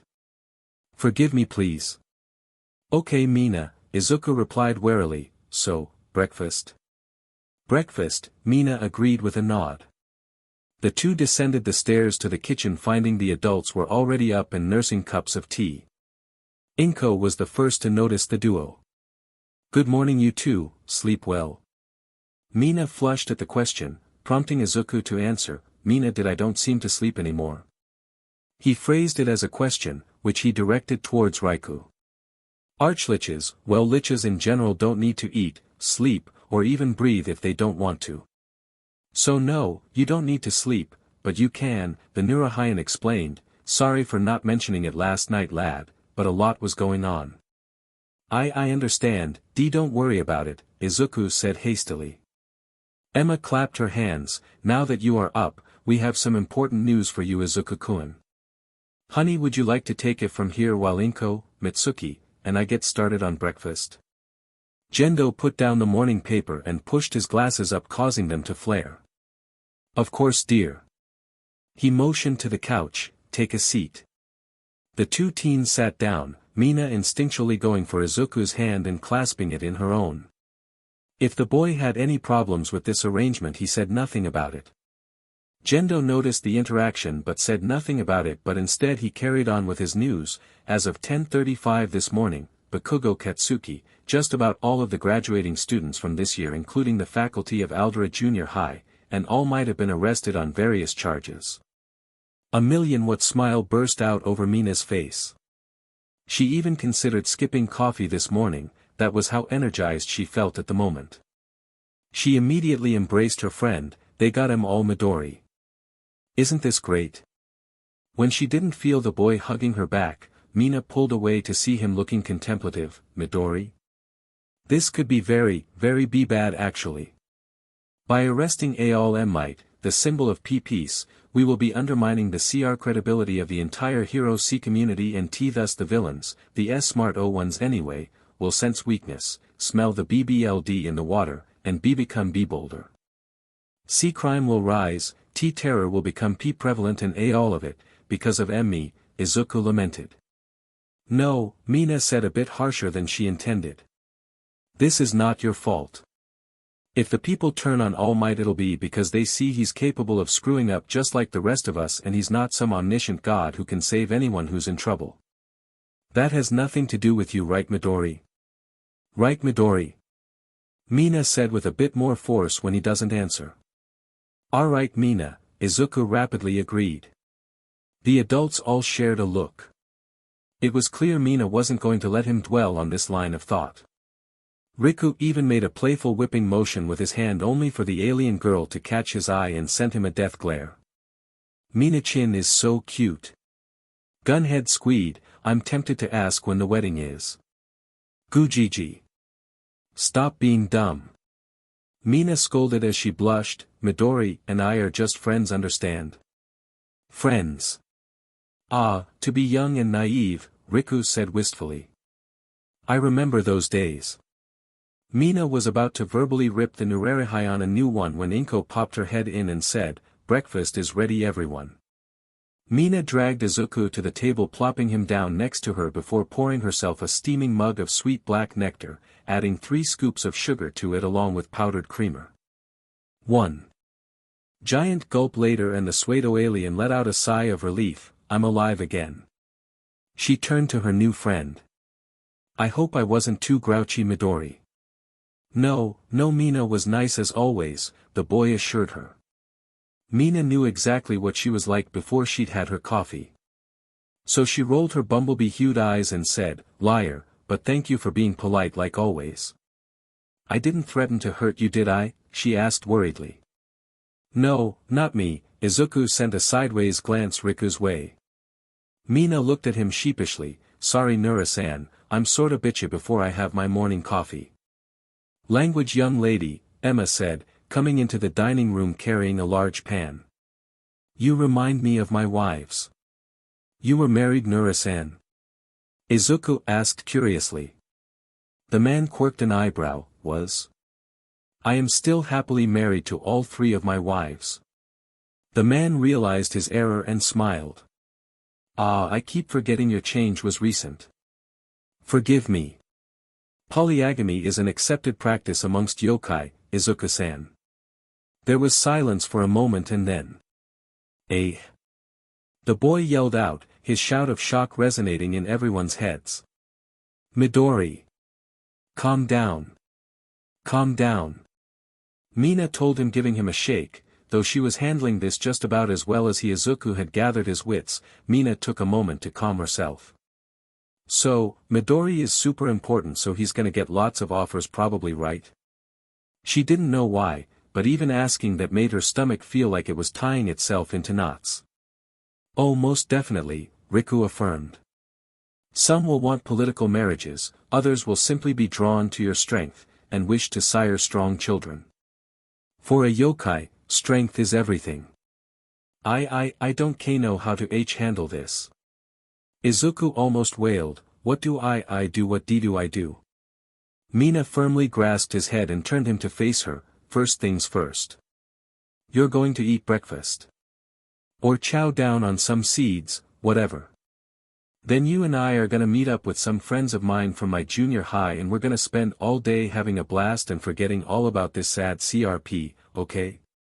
Okay Mina, can I have my face back now? Izuku asked politely. Mina let him go and picked up her cell phone and started sending out texts to all of her many friends. Izuku needs some male friends too. Oh, I know. I'll introduce him to Kirishima. Those two will get along great. She sent out a special text to Kirishima, tell him it was imperative he meet her at the park to meet her new friend. Yeah, she used a big $5 word and everything. Mina felt proud of herself for that text. Sending off the last one, Mina smiled happily to herself, a job well done. There, now you're gonna socialize one way or another. That's great dear, now can we eat? Emma smiled at her daughter, showing she and everyone else was waiting for her to finish making her plans before they had breakfast. Everyone, Mina included, had a large piece of quiche on their plate. Oh, sorry. No phones at the table, I forgot, Mina apologized, before putting hers away into her pocket. Itadakimasu, everyone said at once before digging into the food. Mitsuki looked over to the two, a Cheshire cat smile on her face, so you and Mina going out for the day? It's not a DD date auntie. Izuku got out frantically, I'm just meeting some of her FF friends. Of course, Mitsuki replied, I mean, you've already done the hard part. You've met her parents already, and they like you. Mitsuki flicked her gaze over to Gendo and muttered under her breath, mostly. I think Midoriya-san is a good person, Gendo commented, apparently having heard Mitsuki's comment, I feel I can at least trust him with my daughter's safety. Thank you sir, Izuku said, bowing slightly. Daddy, Mina said blushing, Midori and I aren't even like that. Yet, was the thought of every adult at the table. Mitsuki carried on with her earlier topic, you're kinda doing things in reverse, you know that kiddo? Usually you ask the girl out then meet her parents, and meet her the first time either with her friends or before that. Aren't you kinda jumping the gun? You've met her parents, haven't asked her out, and have yet to meet her friends. I'll get around to it when I am good and already thank you, Izuku said, a bit defensively. Mitsuki blinked, then laughed heartily, good for you Izu-chan. Standing up for yourself. Thank you, sorry auntie, the boy said, apologizing. Mitsuki shook her head. No, don't apologize, I'm being nosy. I guess because despite everything I'm still worried about Katsuki, she admitted, tears welling up in her eyes. I mean don't get me wrong, I know he deserves it but, no mother wants her kid to go to jail you know. I do, I'm sorry once again this is all my, Izuku stopped when he felt Mina squeeze his hand. He looked over at her and she sent him a mild glare and shook her head. No Izu-chan, no. It's not your fault, Mitsuki said sniffling a little. My son has always been thick-headed, stubborn, and prideful. I had hoped if he actually managed to get into Yui he would be brought back down to earth that they'd PND some common sense into his head you know. But that doesn't look like it's going to be happening anytime soon at this point. Izuku poured a handful of seeds into his palm, Riku-san, how exactly does magic work? Magic? The old yokai questioned. Yes, what are the basics? Izuku inquired as he drained the life from the dozen or so seeds in his hand. Magic works of somatic, verbal, and material components. That is to say spoken gestures, certain physical movements, and a particular physical offering needed to enact a spell. A certain amount of magical power is also required, and one also might need the assistance of the gods themselves to use certain spells. Why do you ask? Riku inquired. I was just wondering what it would take for me to teleport over to Mustafu's police precinct and talk with Bakugo, that's all. Instead of trying to reprimand him or stop him, Riku just laughed. Now you're starting to sound like an arch-lich.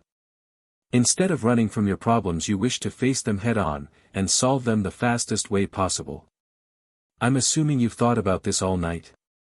Izuku shrugged. I had nothing better to do but think while I was acting as a body pillow. Hey. Mina said, sounding flustered and quickly adding, we're meeting my friends after breakfast, remember? The undead teen nodded. True, it's just, I would like to get this matter resolved outside of court if possible. Too many innocent people could get hurt if the people's faith in All Might gets shaken. Mina sighed, you're too kind by half, you know that, Midori. Did it ever cross your mind that maybe, just maybe, All Might deserves to have his name dragged through the mud? Same for this Bakugo guy. Again, no offense ma'am. None taken, Mitsuki said for the second time in 2 days. Right, anyway, Mina continued, I guess I need to remind you Midori that we're teenagers. We shouldn't be thinking about heavy stuff like this. Well, not yet anyway, she amended, thinking how she'd been considering joining Yui. This is the kind of stuff you leave up to the adults while you go out with a cute girl and spend the day with her and her friends. Izuku considered it for a moment before looking to his mother, Mom. Inko smiled at him encouragingly, go on son. Go have fun, we'll handle all this business. Izuku looked around at all the adults who were nodding at him, willing him to go out and forget the last 12 hours or so. Izuku couldn't help but concede to their demands. Alright then, I guess I'll go be a normal teenager for once.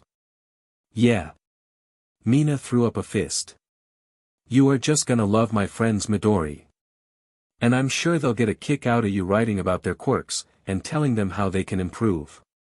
Speaking of, we need to totally stop by the store and get you another journal. Can't have you writing in the burnt one now, can we? No, that's fine Mina, really, Izuku told her hastily, not wanting to give her any reason to throw his old waterlogged and burnt journal. Mina frowned at him, peering at him with narrowed eyes. Okay, what's with your strong attachment to that journal Midori? Is this another arch-lich thing? Riku let out smoke like a chimney as he sighed knowingly, the missing piece of the puzzle. The journal is your phylactery, isn't it, Izuku-san? My what? The boy asked. Your soul container, the third head of the Nura clan clarified, so long as it remains undestroyed, you can't really be killed. Your physical body can be physically destroyed, but you'll just regenerate near your phylactery eventually. It took Izuku a minute to process that information. So I really can't die then? Riku shook his head. Not really, no. Not so long as your phylactery persists. Riku paused as if tempted to ask something, but unsure how to phrase it. Is there something else, Riku-san? Izuku asked after the man fell silent. The Nurarihyan rubbed the back of his head. Well, as I'm sure you've likely realized by now, Izuku-sama, you are very important to the monster community. So it would be bad for us if your phylactery got destroyed along with you. With your permission, I would like to move it someplace safe. Izuku's first instinct was to lash out and say no. No, he could not have his phylactery, and nor would he be taking it anywhere, but Izuku forced himself to calm down. Logic overrode irrational fears, and the young boy found himself asking instead, where would you take it? Riku smiled, to the safest place in the world. Yokai Academy. The headmaster there will see to it that it is kept safe. Izuku found his head abuzz with questions. There's an academy for monsters. Where is it? Who's the headmaster? How can you be sure I can trust him with my phylactery? Yes, there is an academy for monsters. It was used to teach monsters to blend into human society, but nowadays it promotes human understanding and peaceful coexistence. The headmaster Tsukun Ono is a very powerful vampire and someone I'll vouch for that you can trust if it'll put you at ease. Izuku nervously tapped his fingers on the tabletop for a moment in contemplation before he finally made up his mind. Reaching into his coat, he drew out his burnt journal and gingerly handed it over to the elder monster. Rinku accepted it with both hands in a show of humility before he placed it in his jacket pocket. I'll see to it that this gets to Tsukun-san right away. Riku stood and bowed politely to his hosts. Thank you for having me, the food was delicious. Emma smiled graciously, you're welcome back anytime Riku-san. Please feel free to bring your wives next time. The man grinned as he finished off his cigar, I might just do that. I have a niece who isn't too much older than you, Izuku. Perhaps I could introduce the two of you sometime, eh? Maybe. Izuku said after a moment, feeling Mina's impatient glare from his side. The girl suddenly grabbed his arm and dragged him from the table, come on Midori, we should get going before we're late. See ya everyone. Bye. Izuku called out as he was dragged out of the house. Have fun dear, Inko called before she turned back to the adults and giggled. Mina-chan doesn't seem to like the idea of my son having a HRM of girls. She's going to have to either step up or step aside, because Izuku-san is going to be in high demand. An arch-lich hasn't been around since the 13th century, Riku informed the group, for one to appear now is as fortuitous as it is unprecedented. He will be seen as an ally to some, a pawn to many, and an enemy to others. I've taken steps to see to it that he is protected, never fear. We can't afford to have anything happen to him. Riku rose and tipped his hat to the group, before he made his way to the door. I wonder what he meant by protection. Inko thought aloud. Gendo adjusted his glasses making them flare, knowing what little we do of him, whatever it is, it's likely over the top. I'm sure Izuku-kun is fine, Mitsuki reasoned. But just in case, I'm gonna keep an eye on them myself, Gunhead said, making his way to the door himself.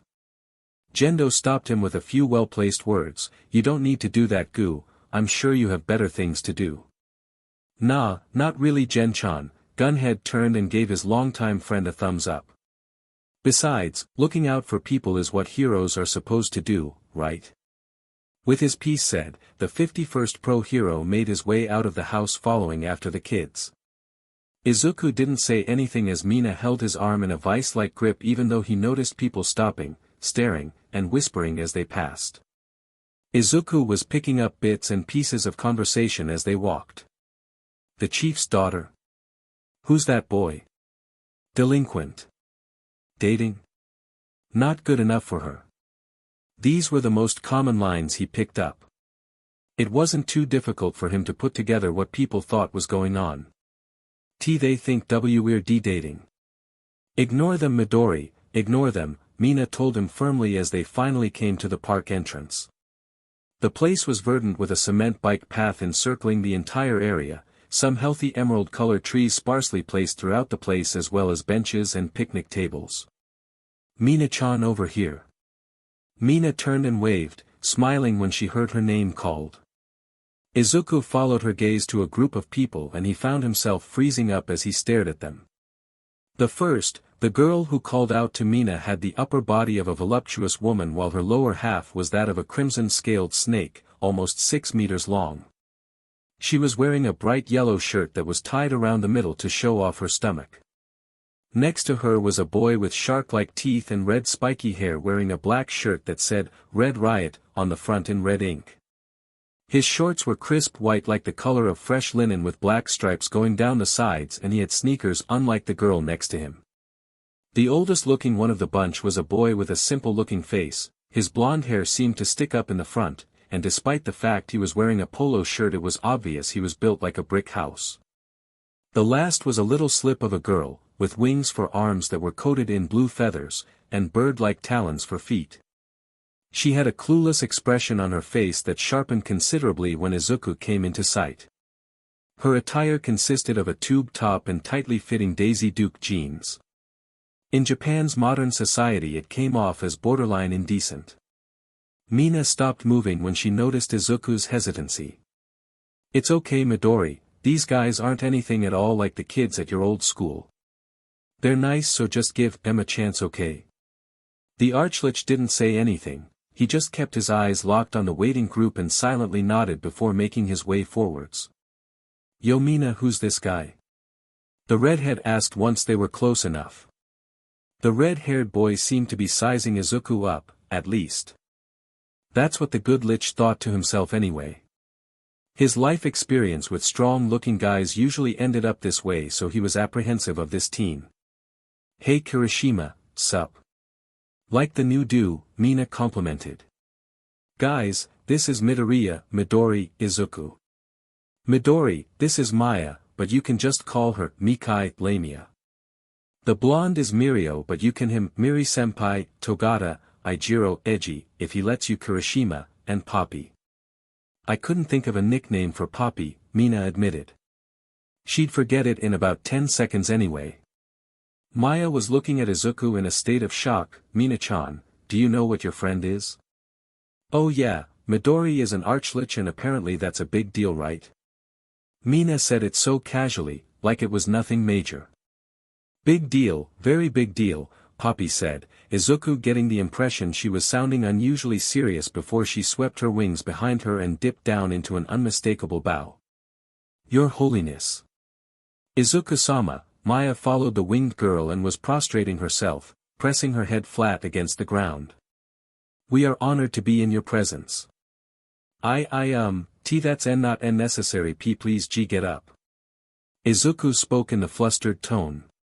The others jumped when they heard his voice ringing in their heads, but the two girls immediately complied. What's going on?" Mirio asked, sounding confused. Ijiro was equally perplexed. "Yeah, what's with all the bowing and scraping?" Clapping Izuku on the shoulder, Mina explained in the worst way possible, basically. "Izuku is Monster Jesus." "Seriously?" Both boys deadpanned. "There is much more to it than that," Maya complained, sounding annoyed. "That is a vast oversimplification of how monsters view arch-lichs, Mina-chan." Mina, for as long as she'd known Maya, had never known her to get heated with anyone, least of all her, but this seemed to have struck a chord. She held her hands up in a show of non-hostility. Sorry, I didn't mean any offense. Midori and I are still trying to figure all this out. Mind filling us in?" Maya let out a sigh. Izuku blushed at what it did to her assets when she shook her head. To most of the monster community, the ancient arch-lichs are revered much like martyred saints. For it was with their sacrifice that allowed monsters to survive into the current era by giving us a place to hide away from humans who were less accommodating than they are now. "Evil, racist, killers," Poppy added. Poppy's mama made sure Poppy knew everything about why we had a safe place to nest and be safe from predators. "Your mama was a wise woman, Poppy. To us, arch-lichs are pillars of the community. They were the ones we looked to for guidance in times of strife, mediators for internal conflicts, generals in times of war, wise advisors and philosophers in times of peace. Some were even rumored to bring back the dead with not a blemish found on the body. Life rejuvenated and whole again. They are without question the face and have final say in all matters within the monster community. For us, their word was law. Both king and god in life and death," Poppy solemnly intoned like a prayer. "Both king and god in life and death," Maya echoed before explaining, "that is the oath all monsters swear to the arch-liches. That if they are not useful when living, they shall make themselves even more useful once dead." "Midori, you're a god. Why didn't you tell me you were a god?" Mina said in deadpan seriousness. "I didn't know. I really didn't. This is news to me," Midoriya replied in a shocked tone, his brain overloaded with information. Mina sighed. Midori had overheated again. "You overdid it, Mikai." Now Midori's brain is on the fritz. "Oh, I am so sorry, Your Holiness, I didn't mean to burden you," the Lamia said as she bowed contritely, flaring her assets a little. Don't worry about it, Maya-san," Izuku replied as Mina guided him over to a bench and plopped him down. "His Holiness called me by my name. I am unworthy," the girl. "Young woman," replied as she flushed. "Well, what else am I supposed to call you? I'm not using Mina's nicknames for everyone. Usually, unless the person in question was particularly close to the arch-lich, a monster was simply referred to by what they were rather than who they were.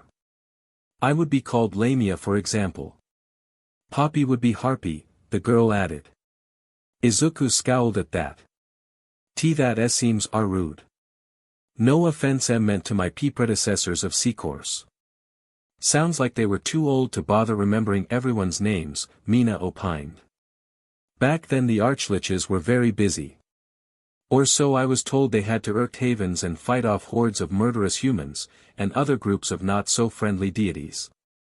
They didn't exactly have time to remember the name of every monster they crossed paths with unless it happened on an almost daily basis, Maya said, defending the ancient arch-liches with a reverence that made her flush and her arms wrapped around her chest.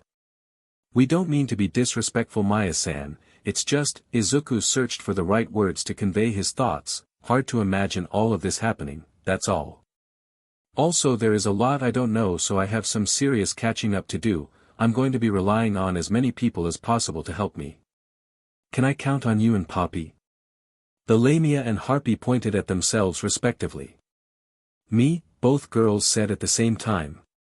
When Izuku nodded, they smiled and Maya spoke for the two of them, we'll do whatever we can to help your holiness.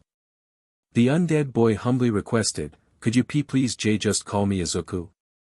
He's so humble and kind, the two monster girls thought simultaneously. Right, Izuku-sama.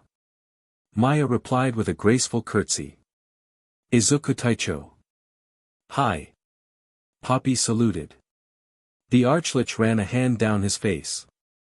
Aye, that'll do for now I guess. Kirishima spoke up then, not that this wasn't cool to learn and all, but why'd you call us out here in the first place, Mina? Oh, that's right. The pseudo alien said, I wanted everyone to meet Midori and then we can all hang out. Sounds like fun to me, Mirio agreed. I've had a hectic few days and could use a little break. Oh yeah? Mina grinned impishly, what happened? Did you finally realize your feelings for Nijire-san? There is nothing there at all, Togata replied completely straight-faced. You're imagining things where they don't exist, Mina-chan. Nijire, she's my best friend, but I don't see her in that light. Mina narrowed her eyes knowingly, I see, so you and Tamaki then, huh? Shut up, right now, Mirio warned, his facial expression hadn't changed at all but a sudden aura of menace surrounded the man, forcing Mina into a hasty compliance. Sorry. Anyway, has anyone seen Ken-chan? I thought she'd be here, but looks like she didn't make it. Mirio sounded abashed as he replied, Kendo sent me a text telling me to tell you she couldn't make it. She's picking up her foreign exchange student today and helping her settle in. Mina mulled over those words, well, we could always swing over and, conveniently be in the neighborhood just to say hi, you know.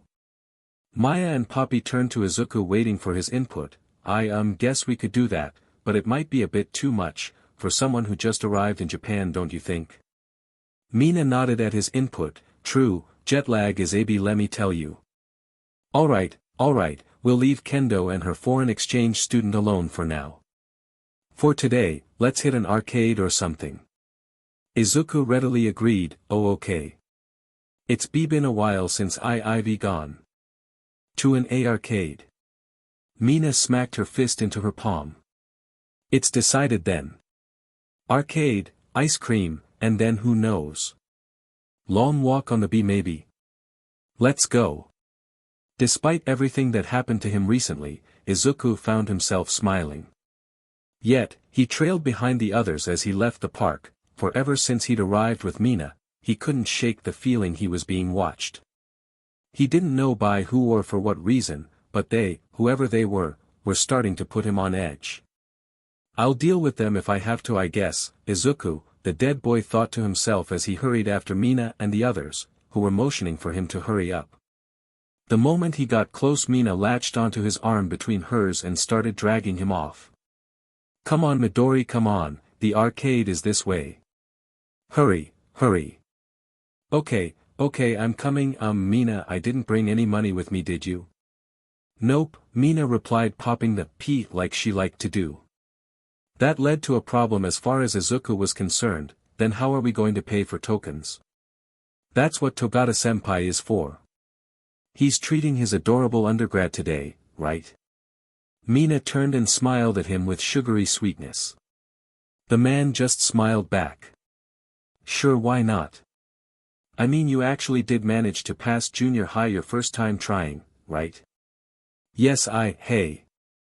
Mina said, sounding affronted, are you calling me dumb? No, of course not, I bet on you, that you'd pass. Tamaki and Nijire on the other hand, well.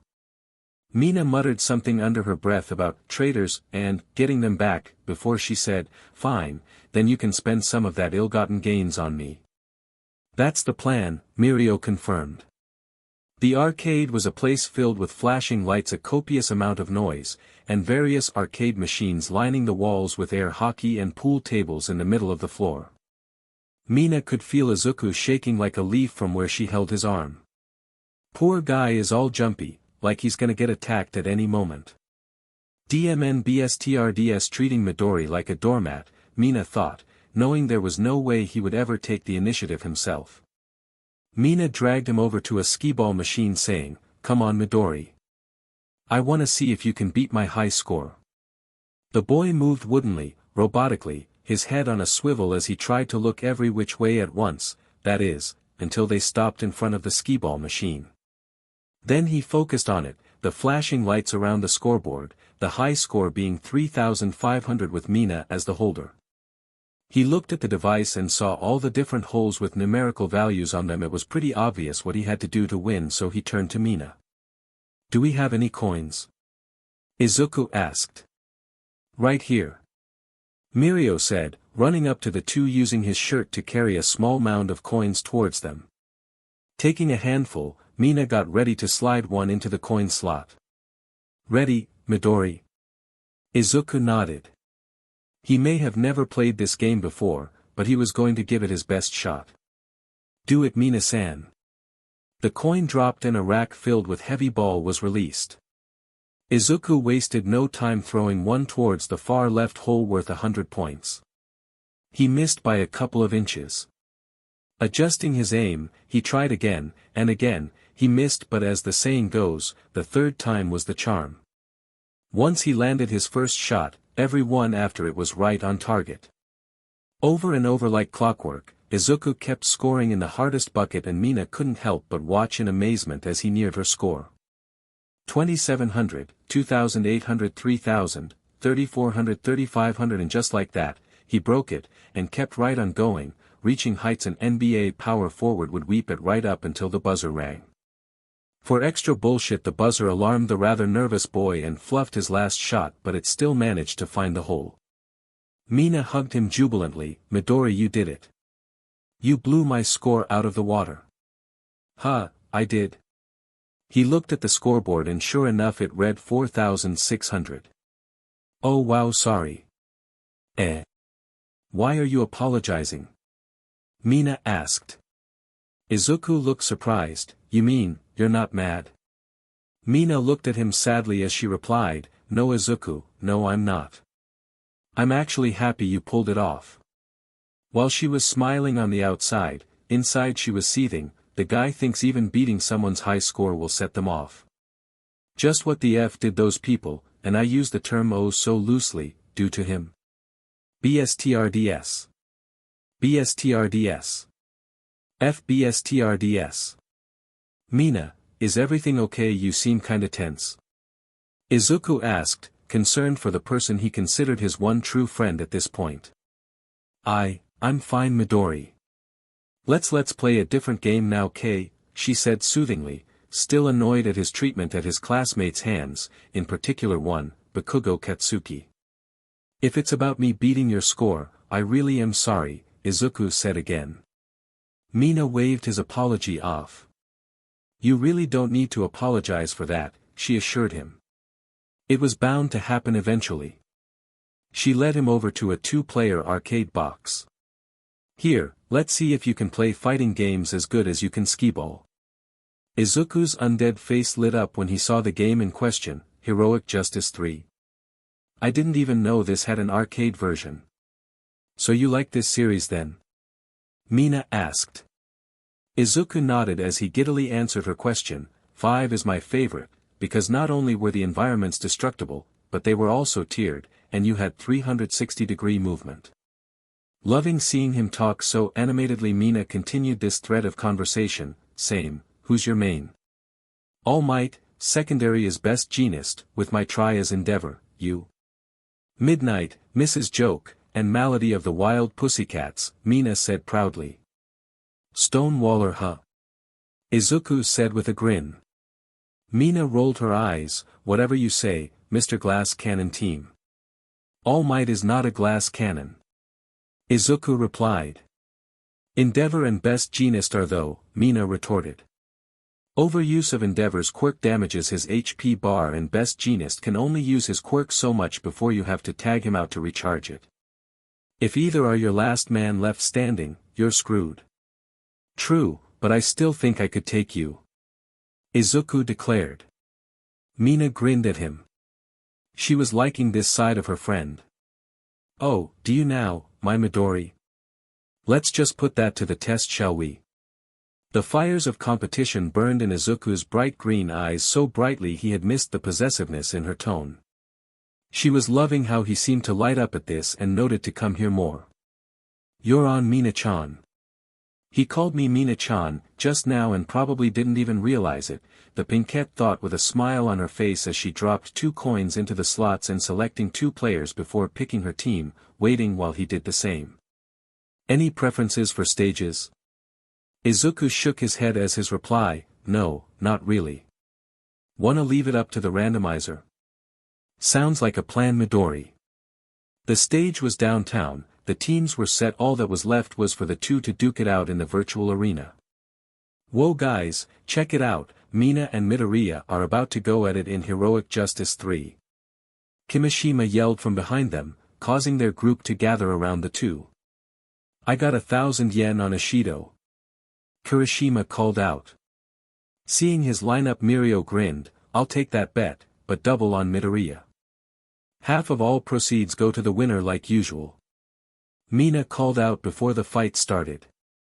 Izuku opened with All Might uppercutting Midnight, then he swapped in Best Jeanist, who used his threads to keep hitting her and bouncing her in the air.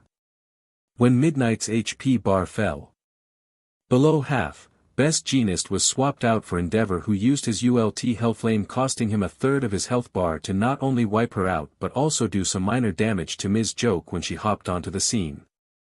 Why, you're a DMN juggler? Mina shouted. Yep, Izuku admitted shamelessly. That's cheating. Mina accused, pouting petulantly. Izuku quirked an eyebrow, not taking his eyes off the screen as Endeavor used his flames to launch Miss Joke into air, which was followed up by several uppercuts by All Might as he retorted, but is it really? Yes, because I can't do jack.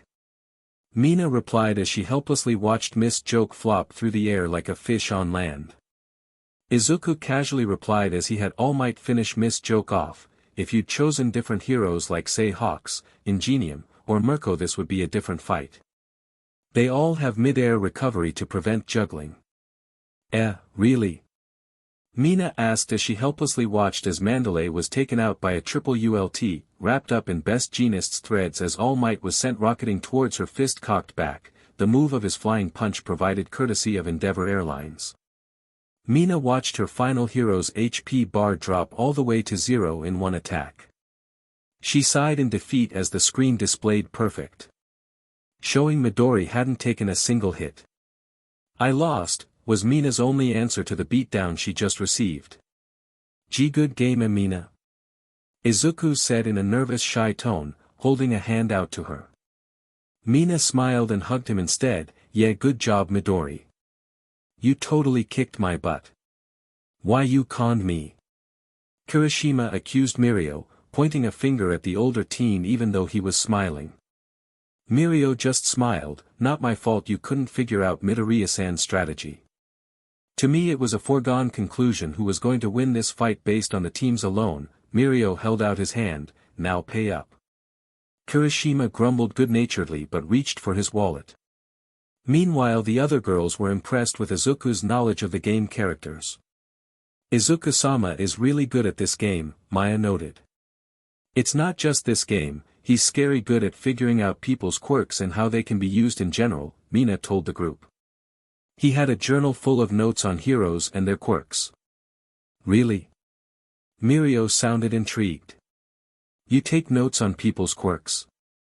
It's just a hobby really, the undead boy replied flustered, both from being the center of attention and being hugged by Mina. Then he felt it. Once again he felt as if he was being watched. Again. This is getting ridiculous. Izuku thought, gently pushing away from Mina. He made up an excuse. I need to use the bathroom, excuse me. As he walked away, Mina cocked her head to the side. I guess even undead gotta go sometimes. Yeah, sure looks like it. I'll keep an eye on him so he doesn't get lost. This is a big place after all, Mirio said before he walked off after Midoriya before anyone could stop him. Izuku felt the presence following him as he neared the restrooms. Well, they're definitely after me, and not the others. Izuku concluded. The question is why? Are they just observing me? Do they want something, or do they want to fight? He thought to himself while sincerely hoping it wasn't the last option. He turned the corner into the hallway that led to the restrooms and waited. The presence stalled for a moment before coming closer. When they were almost right on top of him, Izuku reached out and grabbed whoever it was and slammed them against the wall next to him, like he'd seen done in a movie once. His stalker was an older red-haired girl with pale skin and dark blue-hued eyes. Said hair was up in pigtails and she was wearing jeans, a t-shirt under a leather jacket, and cowboy boots completing her ensemble. She looked surprised to see his hands on her shoulders. Who are you and why've you been following me? Izuku asked, not stuttering one iota. He didn't have time to stumble over his words. He was too annoyed at being stalked and too concerned Mina and the others might potentially be in danger. Midoriya-sama, the girl managed to stutter out. The fact she used that particular suffix to address him meant she knew who and what he was, but that didn't explain the why of things, which is what Izuku was most interested in. Well. He gave her a light shake as power reinforced his words, speak. I do not believe my sister can speak to you, Izuku-sama. The reply came from next to him. Izuku glanced next to him to see a voluptuous tan blonde woman wearing a white dress, a tiara of all things, and high heels standing at the entrance to the hallway. Due to the fact you are inadvertently paralyzing her with your touch. The exotic model-like woman moved to walk forward only for an arm to come out of the wall and land on her shoulder. It was soon followed by the rest of Mirio Togata, who had a scowl on his face. I do believe Midoriya-san would like to know why you're following him. I'd also like to know why you're naked, Togata-san. There are laws against this kind of tea thing, you know. Izuku stuttered out. Mirio didn't even seem to notice his NDTY. That's due to my quirk, I'm afraid. It lets me phase through anything, but it doesn't work on my clothes, just me. Sorry about that. Mirio focused his gaze on his fellow blonde. Now, as to my question, miss. This one is known as Kaluha Shuzen, and she is her little sister Kokoa. The blonde greeted with a bow, only for her to trip and fall on her face. Nei-san, the redhead Kokoa groaned out in what sounded like strained exasperation.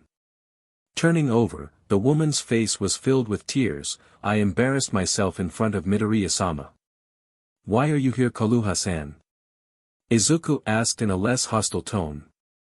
He was still suspicious, but it was hard to take such a klutz seriously. Also, Izuku had a soft spot for a girl crying such innocent tears. The blonde seemed to gather her wits. Yes. Rika-san sent us to watch out for you while you were out with your friends. Just in case. Izuku let out a sigh. Rika-san sent you, did he? Seeing the blonde nod, he let Kokoa go and stepped back before nodding to Mirio and offering Kaluha a hand up. In that case, I think it would be better if you joined us so as to better protect me, don't you? Kaluha looked at the offered hand for a moment before smiling an angelic smile that made Izuku feel fuzzy inside, and accepting it. Yes, that would make things easier. Thank you, Midoriya-sama. Just call me Izuku, please, Shuzen-san. Izuku didn't feel right being on a first-name basis with such a appealing woman. He was still reeling from the fact Mina allowed him to call her by her first name. No, that won't do. Kaluha pouted. If I get to use your first name, then you have to use mine. it's only fair Izuku-sama. Izuku sighed. If you insist Kaluya-san, he glanced over at Kokoa who had remained silent watching their exchange. Kokoa-san.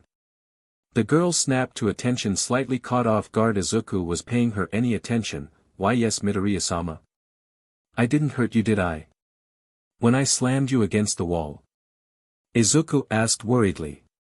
He didn't want to harm the older girl. He was just on edge from being followed. No, I'm fine, Midoriya-sama, Kokoa assured him. Suddenly, a small brown bat flew into the hallway and said, Kokoa-sama didn't expect Midoriya-sama to be so strong. Shut up, Komori. Kokoa hissed angrily at the bat, her cheeks pinkening.